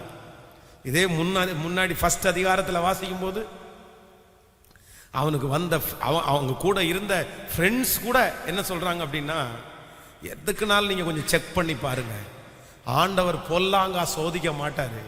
நீங்க ஏதாவது தப்பு பண்ணியிருப்பீங்க, எப்படி ஆண்டவர் உங்களை அப்படி கைவிட்டுருவாரு? ஏதோ ஒன்று நடந்திருக்குது, நீ நல்லவன் கிடையாது, நீ கெட்டவன், நீ மோசமான ஆளு, உனக்கு உள்ள நிறைய பெருமை இருக்குது. அவனுக்கு வந்த சோதனை வரும்போது அவனை சுற்றி இருக்கிற எல்லாருமே வந்து நீ ஏதோ பண்ணியிருப்ப, நீ ஏதோ பண்ணியிருப்ப, நீ ஏதோ பண்ணியிருப்ப. ஆனா வேதம் சொல்லுகிறது, கடைசி அதிகாரம், அவனுக்கு தெரிஞ்சவங்க, அவங்க சொந்தக்காரங்க, அவங்கள சுற்றி இருக்கிற எல்லாரும் வந்து அவங்கள்ட்ட அவனுக்கு வந்த பிரச்சனைக்காக ரொம்ப வருத்தத்தை தெரிவித்து பொன் ஆபரணங்களையும் தங்க காசுகளை எல்லாம் கொடுத்து சந்தோஷமாய் கடந்து போனார்களாமா. அப்பதான் சொன்னாங்களாமா, உங்க வாழ்க்கையில நடந்தது தீமை அல்ல, அது நன்மைக்கே. நான் நம்புறேன், இந்த ஃபாஸ்டிங் பிரேயர்ல இந்த ஜெபத்தில் இருக்கிற என் அன்பு ஆண்டவருடைய பிள்ளையே, நிறைய பேர் ஒருவேளை உங்களை பார்த்து உங்கள் சொந்தங்கள் உங்கள் நண்பர்கள் இதே வார்த்தையை இந்த யோபுக்கு சொன்னது மாதிரி உங்க வாழ்க்கையில சில காரியங்கள் நடக்கும்போது உன் பெருமை தான் இதற்கு காரணம், ஆனா நீங்க பெருமையே பட்டிருக்க மாட்டீங்க. இல்ல, நீங்க கர்த்தரை தேடாதான் இதற்கு காரணம், ஆனா நீங்க நிறைய ஆண்டவரை தேடி இருப்பீங்க. இல்ல, நீ இந்த மாதிரிலாம் பண்ண அப்படின்னு எல்லாம் உங்களை நிறைய பேர் குற்றப்படுத்தலாம். நீ தான் காரணம், நீ தான் காரணம், நீ தான் காரணம். அதனால தான் உனக்கு தீமை, அதனால தான் உனக்கு வியாதி, அதனால தான் உனக்கு கஷ்டம். ஆனா நான் நம்புறேன் வெகு சீக்கிரத்தில் இது எல்லாம் நன்மைக்குன்னு நீங்க சொல்ற ஒரு நாள் சீக்கிரமாய் வரப்போகிறது. அதுவும் உங்க வாய் மட்டும் இல்லை, உங்களை சுற்றி இருக்கிற நிறைய வாய்கள் சொல்ல போகிறது, நீ கர்த்தருடையவன், நீ கர்த்தருடைய பிள்ளை. அன்னைக்கு சொல்லுவாங்க, உன் ஜெபத்தை கர்த்தர் கேட்டார், உன் விசுவாசத்தை கர்த்தர் பார்த்தார், உங்களுடைய அங்கலாய்ப்பை கர்த்தர் பார்த்திருக்கிறார், நீ ஆண்டவருடைய பிள்ளை. நாங்க என்னமோ நினைச்சோம், ஆனா ஆண்டவர் உங்க பக்கத்திலே இருக்கிறாரு. நீ ஆண்டவரை விடல, நீ ஆண்டவருக்கு பிரியமான பிள்ளைன்றத அவர்கள் கண்டுகொள்கிற ஒரு நாள் சீக்கிரமாய் வரப்போகிறது. இப்ப நம்ம எல்லாரும் சொல்ல போகிறோம், எல்லாம் நன்மைக்கு. ஆமென் சொல்லுங்க எல்லாரும். தேவ சமூகத்தில் அப்படியே எழும்பி நின்று, எல்லாம் நன்மைக்கு, எல்லாம் நன்மைக்கு. என் இழப்பு எனக்கு நன்மைக்குத்தான், என் அவமானம் எனக்கு நன்மைக்குத்தான், என் தனிமை எனக்கு நன்மைக்குத்தான். ஓ ஹல்லேலூயா. இது எல்லாம் ஒரு நாள் எனக்கு நன்மையாய் மாற போகிறது. என் தேவனாகிய கர்த்தர் இந்த தனிமையை எனக்கு நன்மையாய் மாற்றப் போகிறார், இந்த இழப்பை எனக்கு நன்மையாய் மாற்றப் போகிறார், இந்த அவமானத்தை எனக்கு நன்மையாய் மாற்றப் போகிறார். சொல்லுங்கள் சத்தத்தை உயர்த்தி, எல்லாம் நன்மைக்கே. என்னுடைய வாழ்க்கையிலே இதற்கு முன்பாக நடந்தது நன்மைக்கு, இன்றைக்கு நடந்து கொண்டிருக்கிறது நன்மைக்கு, இனி நடக்க போகிறதும் நன்மைக்கே. அறிக்கை செய்யுங்க பார்க்கலாம்.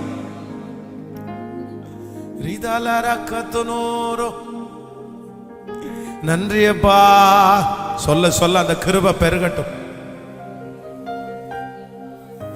யோபுனுடைய சிநேகிதர்கள் வந்தது போல உங்களை சுற்றி இருக்கிற அயலார்களை கர்த்தர் கொண்டு வந்து சேர்ப்பார். அந்த அயலார் கர்த்தர் உங்களோடு கூட இருப்பதை காண்பார்கள். ஹல்லேலூயா. என்னை விட எத்தனை பேர் திறமையானவங்க இருந்தாலும் இந்த வார்த்தை எனக்கு கிடைக்கணும்னு ஆண்டவர் நினைச்சிருக்கிறாரே. சொல்லுங்க கையை உயர்த்தி, எல்லாம் நன்மைக்கு. ஓ எல்லாமே நன்மைக்காக மாற்றுவார். என்னை விட எத்தனை பேர் தகுதியாக இருந்தாலும் என்னை தெரிந்தெடுத்தவரே. ஓ ஹல்லேலூயா. என்னை விட எத்தனை பேர் தகுதியாக இருந்தும் என்ன மட்டும் கிருபை என்று தேடி வந்ததே. என்னை விட எத்தனை பேர் தகுதியாக இருந்தும் என்ன மட்டும் கிருபை என்று தேடி வந்ததே. உங்க கிருபை என்ன வாழ வைத்ததே. ஓ ஹல்லேலூயா. உங்க கிருபை தூக்கி சுமந்ததே. சொல்லுவோம், எங்க கிருபை, உங்க கிருபை என்னை, உங்க கிருபை, உங்க கிருபை என்ன தூக்கி சுமந்ததே. பயனற்ற நிலத்தை போல மறக்கப்பட்டவன் நான் ஆண்டவரே.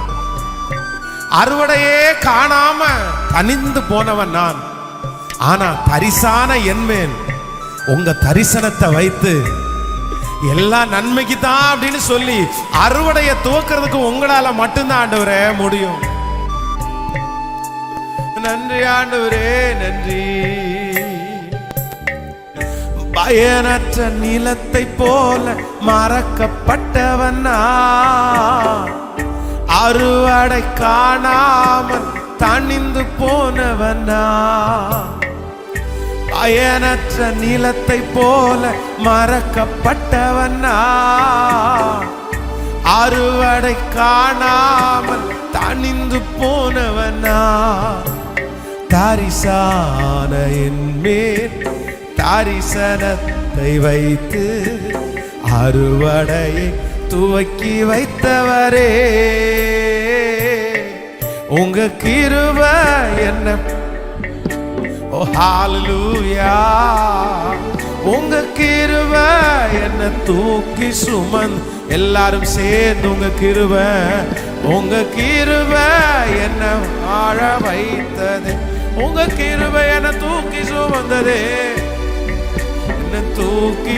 இப்ப சொல்லுங்க, அப்பா பார்த்து, என்னை விட எத்தனை பேர், என்னை விட எத்தனை பேர் தகுதியாக இருந்தும் என்ன மட்டும் கிருபையின்று உயர்த்தி வைத்ததே. என்னை விட எத்தனை பேர் தகுதியாக இருந்தும் என்ன மட்டும் கிருபையின்று உயர்த்தி திரும்ப திரும்ப என்னை விட எத்தனை பேர் நல்லவங்களா இருந்த போதிலும் இதுவரையிலும் என்ன நடத்தினதற்காக நன்றி ஆண்டவரே. ஓ, என்னை விட எத்தனை பேர் தகுதியாக இருந்தும் என்ன மட்டும் கிருபையின்று தேடி திரும்ப திரும்ப சொல்லுங்க பகலாம். என்னை விட எத்தனை பேர் தகுதியாக இருந்தும் என்ன மட்டும் கிருபையின்று வாழ வைத்ததே. உங்க கிருபை என்ன காத்து கொண்டதே. ஓ இயேசுவே, உங்க கிருபை வாழ வை.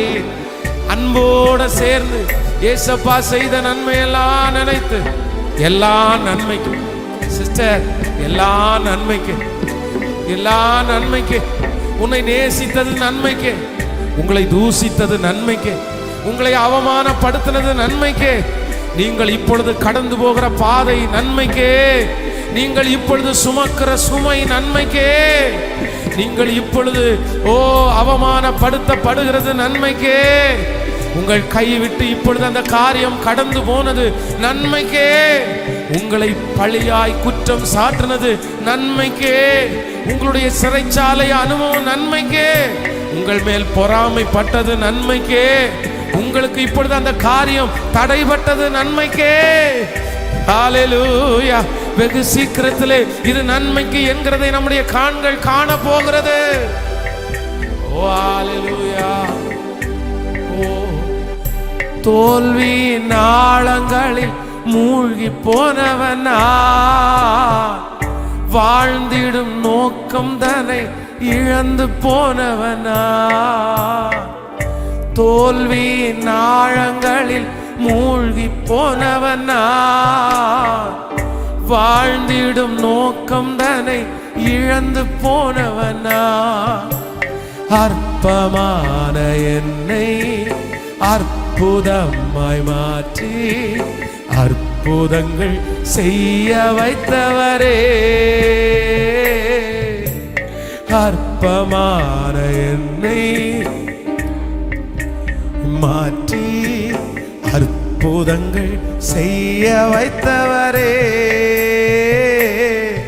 உங்க கிருபை என்ன காத்து கொண்டதே. இயேசுவே, உங்க கிருபை தூக்கி சுமந்ததே, உங்க கிருபை, உங்க கிருபை என்ன வாழ வைத்ததே. ஓ ஹல்லேலூயா. உங்க கிருபை என்ன தூக்கி சுமந்த. இப்ப சொல்லுங்க எல்லாரும், என்னை விட எத்தனை பேர் தகுதியாக இருந்து என்ன மட்டும் கிருபையின் வாழ வைத்ததே. என்னை விட எத்தனை பேர் தகுதியாக இருந்தும் என்ன மட்டும் கிருபையின்று உயர்த்தி வைத்ததே. என்னை விட எத்தனை பேர் தகுதியாக இருந்தும் என்ன மட்டும் நீங்க இன்று உயர்த்தி வச்சீரே. என்னை விட எத்தனை பேர் திறமையாக இருந்தும் என்ன மட்டும் நீங்க இன்று உயர்த்தி ஜெபிச்சுட்டே. என்னை விட நான் உங்களை தேடுறதற்கு நன்றி அப்பா, என்னை கண்டுபிடிச்சதற்காக நன்றி ஆண்டவரே, என்னை உங்க பிள்ளையாய் மாற்றுவதற்காக நன்றி ஆண்டவரே, இவ்வளோ பெரிய ரட்சிப்பை எனக்கு தந்ததற்காக நன்றி ஆண்டவரே, உங்க பிள்ளையாய் என்னை மாற்றுவதற்காக நன்றி ஆண்டவரே, உங்களை அறிஞ்சு கொள்ள கிருபை கொடுத்ததற்காக நன்றி ஆண்டவரே. நன்றியப்பா, நன்றியப்பா, நன்றியப்பா, நன்றியப்பா. உங்களை பற்றி தெரிய பாக்கியத்தை தந்ததற்காக நன்றியப்பா. என்னை விட எத்தனை பேர் தகுதியாக என்ன மட்டும் கிருபையில் உயர்த்தி வைத்ததே. என்னை விட எத்தனை பேர் தகுதியாக இருந்தோம், என்ன மட்டும் நீங்க என்று தேடி வந்தீரே. உங்க கிருபை என்ன வாழ வைத்த இயேசுவே. உங்க கிருபை, ஓ உங்க கிருபை ரோதலரம் கனர சேகரவ. உங்க கிருபை என்ன தூக்கி சுமந்ததே. உங்க கிருபைக்காக நன்றி, உங்க கிருபைக்காக நன்றி, உங்க கிருபைக்காக நன்றி. உண்மைதானே? அவர் தேடி வந்ததுனால தானே நம்ம இன்னைக்கு உயிரோட வாழுகிறோம். அவர் எத்தனை நல்லவர், அவர் எத்தனை நல்லவர். அவர் சொல்லுகிறார், எல்லா நன்மைக்கு மகளே, மகனே, என்ன நன்மைக்கு. இன்னைக்கு மனதுக்குள்ளே அப்படித்தானே நீ நினைத்து கொண்டு வந்தாய். என் வாழ்க்கையில ஒரு நன்மையை கூட நான் பார்க்க மாட்டேன். போயும் என் பிள்ளை இப்படி போய் விழுந்துச்சே, என் பையன் இப்படி போய் விழுந்துட்டானே, நான் இப்படி போய் விழுந்துட்டேனே. ஆண்டவரே, நீர் ஏன் என்ன தடுக்கல? ஆண்டவரே, நீர் ஏன் என்ன நிறுத்தல? இல்ல, கர்த்தர் வாக்கு கொடுத்துட்டாரு, மகளே மகனே, உன் இருதயம் கலங்க வேண்டாம். அது நன்மைக்கு தான் மகளே, அது நன்மைக்கு தான் மகனே. அதுல நான் ஒரு பெரிய நன்மையை நான் வச்சிருக்கிறேன். மோசே 40 வருஷத்துக்கு பிறகு அது நன்மைதான் கண்டுபிடிச்சிட்டாரு. யோசேப்பு 18 ஆண்டுகளுக்கு பிறகு நன்மைதான் கண்டுபிடிச்சிட்டாரு. ஓ ஹalleluya. யோபு பல ஆண்டுகள் தாண்டி நன்மைன்னு கண்டுபிடிச்சிட்டாரு. உங்களையும் என்னையும் நன்மைன்னு கர்த்தர் காணும்படி செய்வார். சீக்கிரமாய் அது நன்மைன்னு நம்ம காண போறோம். ஹalleluya. என்னை விட எத்தனை பேர் தகுதியாக இருந்தோம், என்ன மட்டும். உங்களுக்கு ஒண்ணுமே கிடைக்கலன்னா கூட பயப்படாதீங்க. ஆனா இயேசு உங்களை கண்டுபிடிச்சிட்டார்ல, இயேசுனுடைய கையை நீங்க பிடிச்சிட்டீங்கல்ல, இயேசுவை ரட்சகரா ஏத்துக்கிட்டீங்கல்ல, இதை விட பெரிய மகிமை வேற ஒன்றுமே வேண்டாம். இதுதான் நம்மளை விட லட்சக்கணக்கான பேர் இருந்தும் நமக்கு பாராட்டின மிகப்பெரிய கிருபை. இப்ப சொல்லுங்க பார்க்கலாம், கைய மேல உயர்த்தி, என்னை விட எத்தனை பேர் தகுதியாக இருந்தோம், என்ன மட்டும் கிருபையின்று வாழ வைத்ததே.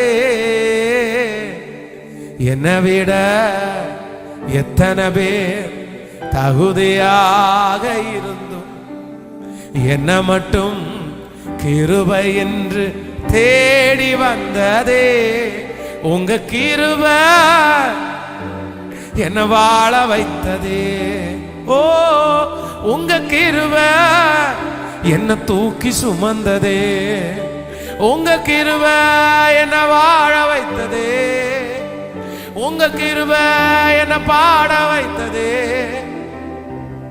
உங்க கிருபை, உங்க கிருபை, உங்க கிருபை வேண்டுமே, உங்க கிருபை போதுமே.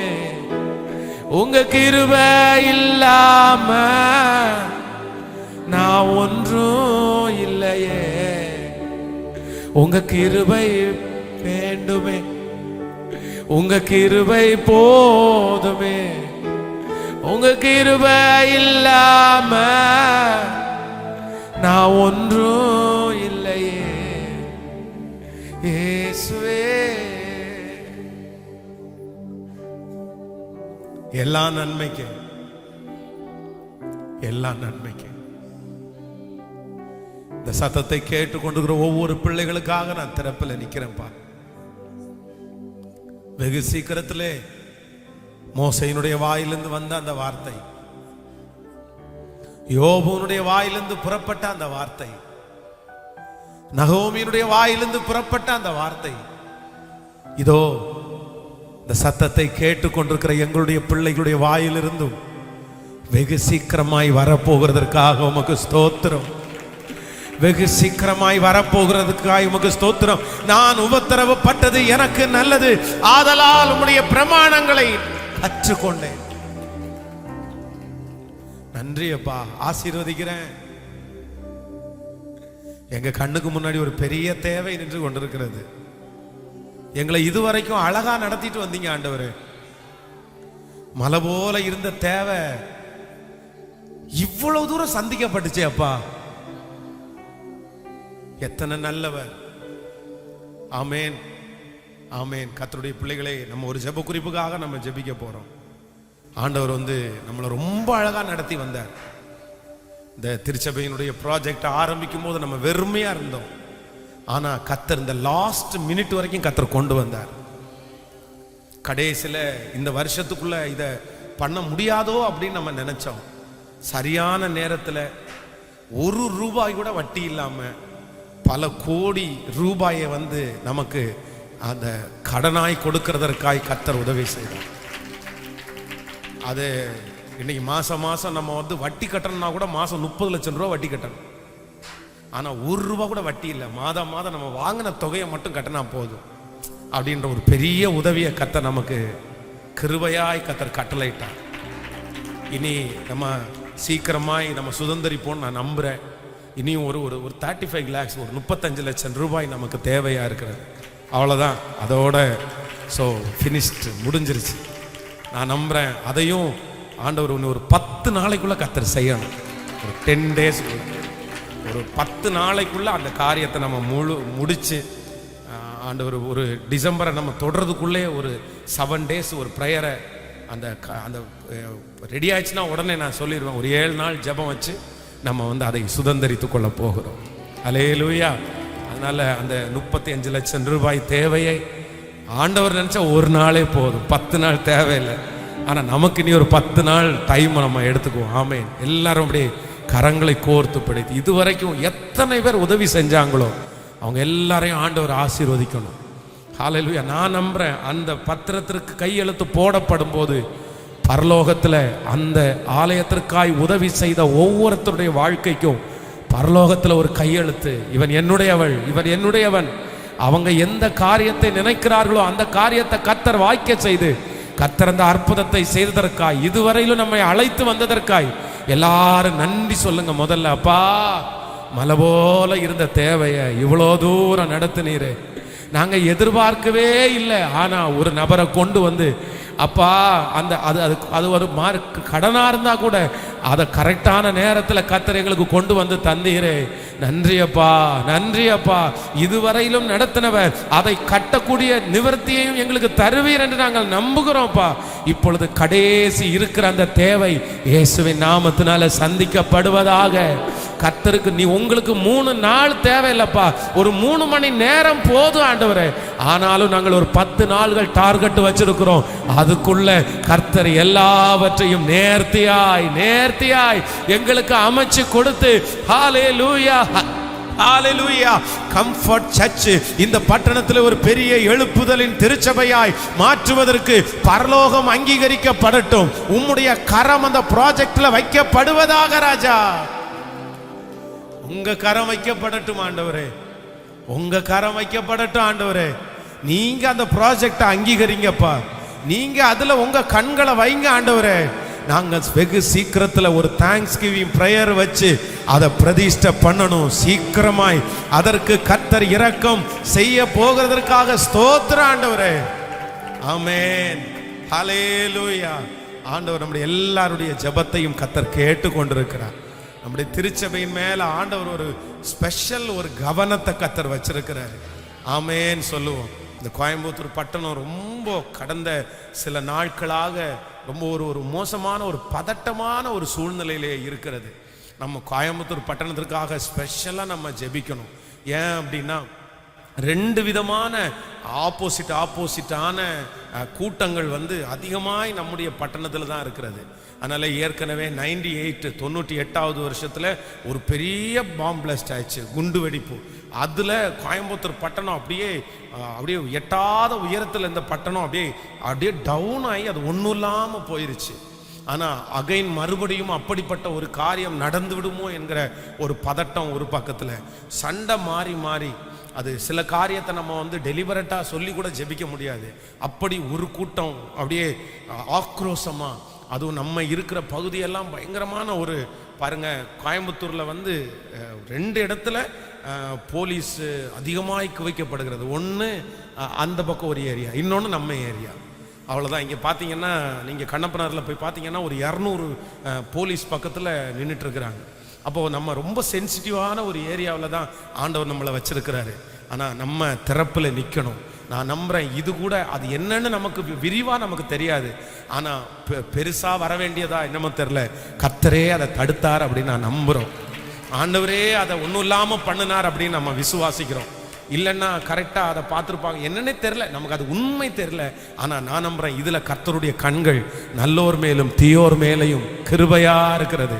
இந்த மாதிரி திருச்சபைகள் இருக்கிறதுனால தான் நம்முடைய பட்டணம் காப்பாற்றப்படுகிறது. நான் என்ன நம்புகிறேன் அப்படின்னா, இல்லை இனி இது நடக்கவே கூடாது. நம்ம பட்டணத்தில் இந்த மாதிரி நடக்கக்கூடாமல் இருக்கணும்னா நல்ல திருச்சபைகளை கர்த்தர் எழுப்பணும். 10,000 பேர் கொண்ட 10 சர்ச்சையாவது கோயம்புத்தூர் பட்டணத்தில் கர்த்தர் கொண்டு வரணும். 1000 பேர் கொண்ட 1000 திருச்சபை இந்த பட்டணத்தில் கர்த்தர் எழுப்பணும். நம்ம தான் நம்முடைய பட்டணத்திற்காக திறப்பில் நிற்கணும். எல்லாத்துலேயும் பார்த்தீங்கன்னா நம்ம பட்டணம் தான் ஃபர்ஸ்ட்ல இருக்கிறது. கடந்த வருடத்தில் பார்த்தீங்கன்னா அந்த பிள்ளைங்க, சின்ன பிள்ளைங்களை அவங்க அந்த பாலியல் பலாத்காரம் செய்த அந்த காரியத்தை எல்லாம் அந்த சத்தம் கேட்டு நிறைய பேர் பல நாட்கள் தூங்கல பாருங்களேன். அதுவும் கோயம்புத்தூர் பட்டணம் தான் நடந்துச்சு. இந்த மாதிரி நிறைய விஷயம் அப்படி நடக்குது. ஆனால் நம்முடைய பட்டணத்தை கர்த்தர் பாதுகாக்கணும். ஆன்லைனில் இருக்கிறவங்க கூட எங்கள் பட்டணத்திற்காக நீங்கள் திறப்பில் நின்று ஜெபிங்க. இந்த இடத்துல சபைகள் எழும்பணும். நிறைய திருச்சபைகள் கட்டுவதற்கு பெர்மிஷன் கர்த்தர் கொடுக்கணும். எல்லாரும் கரங்களை கோர்த்து பிடித்து, இயேசுவே எங்கள் பட்டணத்திற்காக நாங்கள் திறப்பில் நிற்கிறோம். கோயம்புத்தூர் பட்டணத்தில் உம்முடைய இரக்கம் கடந்து வருவதாக, உம்முடைய இரக்கம் கடந்து வருவதாக. எங்கள் தேவனாகிய கர்த்தருடைய தயவுள்ள கரம் எங்க பட்டணத்தை தாங்கட்டும் ஆண்டவரே. எங்க பட்டணத்தில் இப்படிப்பட்ட அசம்பாவிதம் நடக்க கூடாது. ஒரு மனிதனுடைய உயிராயிலும் போக கூடாது ராஜா. ஒரு எழுப்புதல் கடந்து வருவதாக, ஜனங்கள் ஆண்டவரை அறிகிற அறிவில் வளரட்டும் அப்பா. ஸ்தோத்திரம் ஆண்டவரே. ஹல்லேலூயா. விரோதமாய் செயல்படுகிற சக்திகள் எதுன்னு எங்களுக்கு தெரியலப்பா. எதுவா இருந்தாலும் கர்த்தர் அதை வாய்க்காமலே போக பண்ணுவீராக. இயேசுவின் நாமத்தினால அவர்கள் போடுகிற திட்டங்கள் செயல்படாமல் போவதாக ராஜா. பட்டணத்திற்கு விரோதமாய், அதிகாரிகளுக்கு விரோதமாய், ஜனங்களுக்கு விரோதமாய் போடப்படுகிற திட்டங்கள் யார் போட்டாலும் இயேசுவின் நாமத்தினால இப்பொழுது நாங்கள் அதை கேன்சல் பண்ணி ஜெபிக்கிறோம். இயேசுவின் நாமத்தினால நடக்காமல் போவதாக. பட்டணத்தை சுற்றி இயேசுனுடைய ஒரு மகிமை, கர்த்தருடைய ஒரு பெரிய பாதுகாப்பு, ஆண்டவருடைய வேலி அடைக்கப்படுவதாக ராஜா. எழுப்புதல் எங்க பட்டணத்திலிருந்து எழும்புவதாக ராஜா. இந்த பகுதியிலிருந்து எழும்புவத ராஜா. கோயம்புத்தூர் பட்டணத்தில் சென்சிட்டிவ் பகுதியில் எங்களை கொண்டு வந்து நீங்க வச்சிருக்கிறீங்களே, இதற்கு ஒரு நோக்கம் உண்டு, இதற்கு ஒரு அடையாளம் உண்டு. இந்த இடத்திலிருந்து ஒரு வல்லமை கடந்து போகட்டும். எங்களுடைய பட்டணத்தை ஆண்டவரை சந்திக்கட்டும், எங்கள் ஜனங்களை சந்திக்கட்டும். தேவையான சகல ஞானத்தையும் கிருபையும் ஒவ்வொரு அதிகாரிகளுக்கும் ஆண்டவர் நீங்கள் தரப்போகிறதற்காக ஸ்தோத்திரமப்பா. நன்றி அப்பா. ராத்திரி பகலாய் உழைக்கிற காவல்துறையிலே இருக்கிற பிள்ளைகளை கர்த்தர் பலப்படுத்துவீராக ராஜா. ராத்திரி பகலாக உழைக்கிற ஒவ்வொரு கவர்மெண்ட் அதிகாரிகளையும் கர்த்தர் பலப்படுத்துவீராக ராஜா. இதற்காக பிரயாசப்படுகிற இந்த தேசத்தினுடைய பாதுகாப்புக்காக, பட்டணத்தினுடைய பாதுகாப்புக்காக யாரெல்லாம் பிரயாசப்படுகிறார்களோ அவர்களுக்கு பலத்தையும் ஞானத்தையும் கிருபையும் இப்பொழுது கட்டளையிடுகிறதற்காக ஸ்தோத்திரம். உங்க தயவுள்ள கரம் எங்க பட்டணத்தின் மேல இருக்கட்டும். நீங்க கிருபையா இருப்பீராக.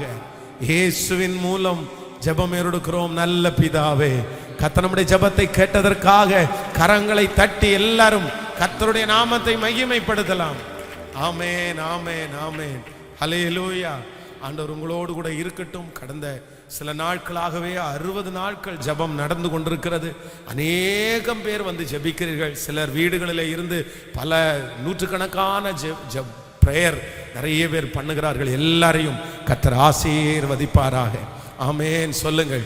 ஆண்டவர் உங்களோடு இருப்பார். உங்களுக்காக நான் ஜெபிக்கிறேன். தொடர்ந்து இந்த ஜெபத்தில் 60 நாளும் கலந்து கொள்ளுங்கள்.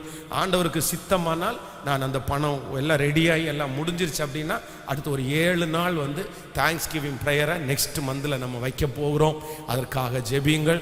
அது முடியவே நமக்கு அந்த காரியங்கள் எல்லாம் கைகூடி வரும் என்று நான் விசுவாசிக்கிறேன். ஆமேன்.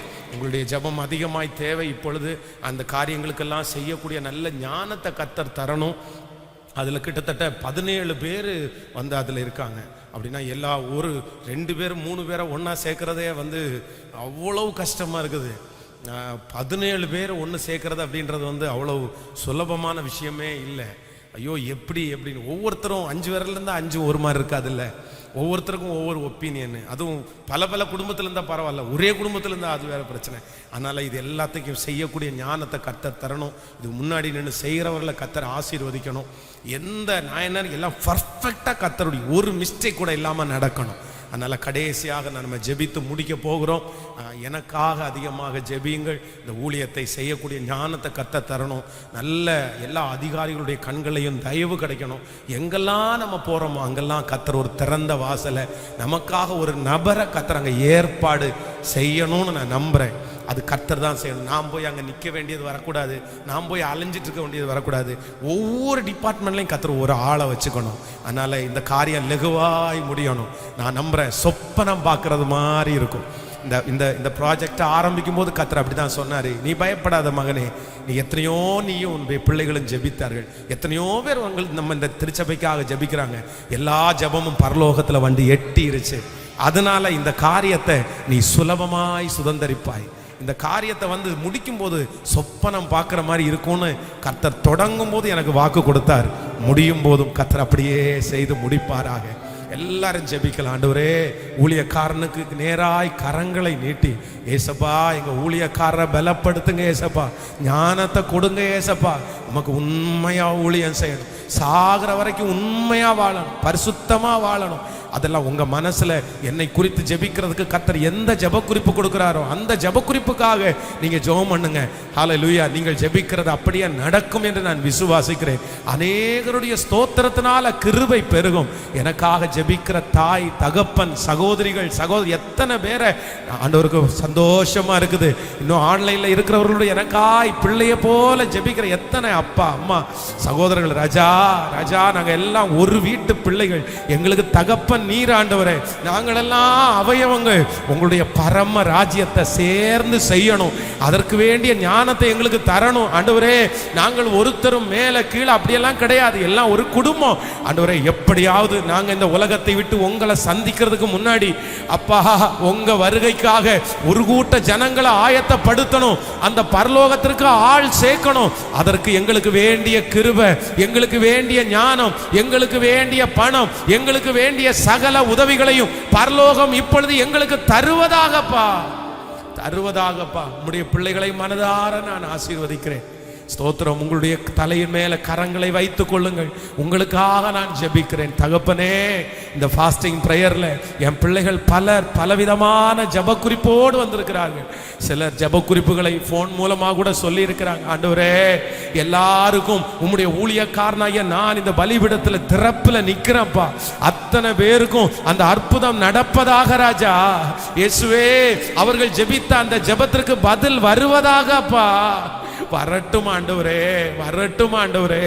இன்றைக்கு இங்கே இருந்து போகும்போது நீங்க அன்னால பார்த்து சொன்னீங்கல்ல, நீ சமாதானத்தோட போ, இஸ்ரவேலின் தேவனாகிய கர்த்தரிடத்தில் நீ வேண்டிக் கொண்டதை அவர் உனக்கு கட்டளை இட்டார் என்கிற வார்த்தையை இதோ திருச்சபையில இருக்கிற ஆன்லைன்ல இந்த சத்தத்தை கேட்கிற பிள்ளைகளுக்கு நான் கொடுக்கிறேன். அந்த வார்த்தை அப்படியே நடப்பதாகப்பா, நடப்பதாகப்பா. கர்த்தர் செய்ய நினைத்தது தடைபடாது. ஹல்லேலூயா. உங்க பிள்ளைகளை பலப்படுத்துங்க. நன்றி. உங்க கிருபை தாங்கட்டும். தொடர்ந்து ஆலயத்தில் நடக்கிற அந்த வேலைகளை எல்லாம் கர்த்தர் பத்திரப்படுத்துங்கப்பா. வேலை செய்கிற ஒவ்வொரு பிள்ளைகளையும் பலப்படுத்துங்க ராஜா. அவங்க வேலையை விட்டுட்டு ஆண்டவரே, அவங்க சம்பளத்தை விட்டுட்டு சர்ச்சுக்கு வேலை செய்யறாங்களே, அவங்க நல்லா இருக்கணும்ப்பா ஆண்டவரே. அவங்களுக்கு ஞானம் வேணும்ப்பா. எந்த அடி எதுவும் படக்கூடாது ஏசப்பா. கர்த்தருடைய பாதுகாப்பு பிள்ளைகளோடு கூட இருப்பதாக. என்னோடு சேர்ந்து ஊழியம் செய்கிற உடன் ஊழியர்களை கர்த்தர் ஆசீர்வதிப்பீராகப்பா. கர்த்தருடைய கிருபை தாங்கட்டும். இயேசுவின் மூலம் ஜெபம் ஏறெடுக்கிறோம் நல்ல பிதாவே. என் ஆத்துமாவே கர்த்தரை ஸ்தோத்திரி, என் முழு உளமே பரிசுத்த நாமத்தை ஸ்தோத்திரி. என் ஆத்துமாவே கர்த்தரை ஸ்தோத்திரி. கர்த்தர் செய்த சகல உபகாரங்களையும் மறவாதே. நம்முடைய ஆண்டவராகிய இயேசு கிறிஸ்துவின் கிருபை, பிதாவாகிய தேவனுடைய அன்பு, பரிசுத்த ஆவியானுடைய அந்யோன்ய ஐக்கியம் நம்மனோடும் இன்றும் என்றும் சதா காலம் கூட இருப்பதாக. ஆமென். அல்லேலூயா, அல்லேலூயா.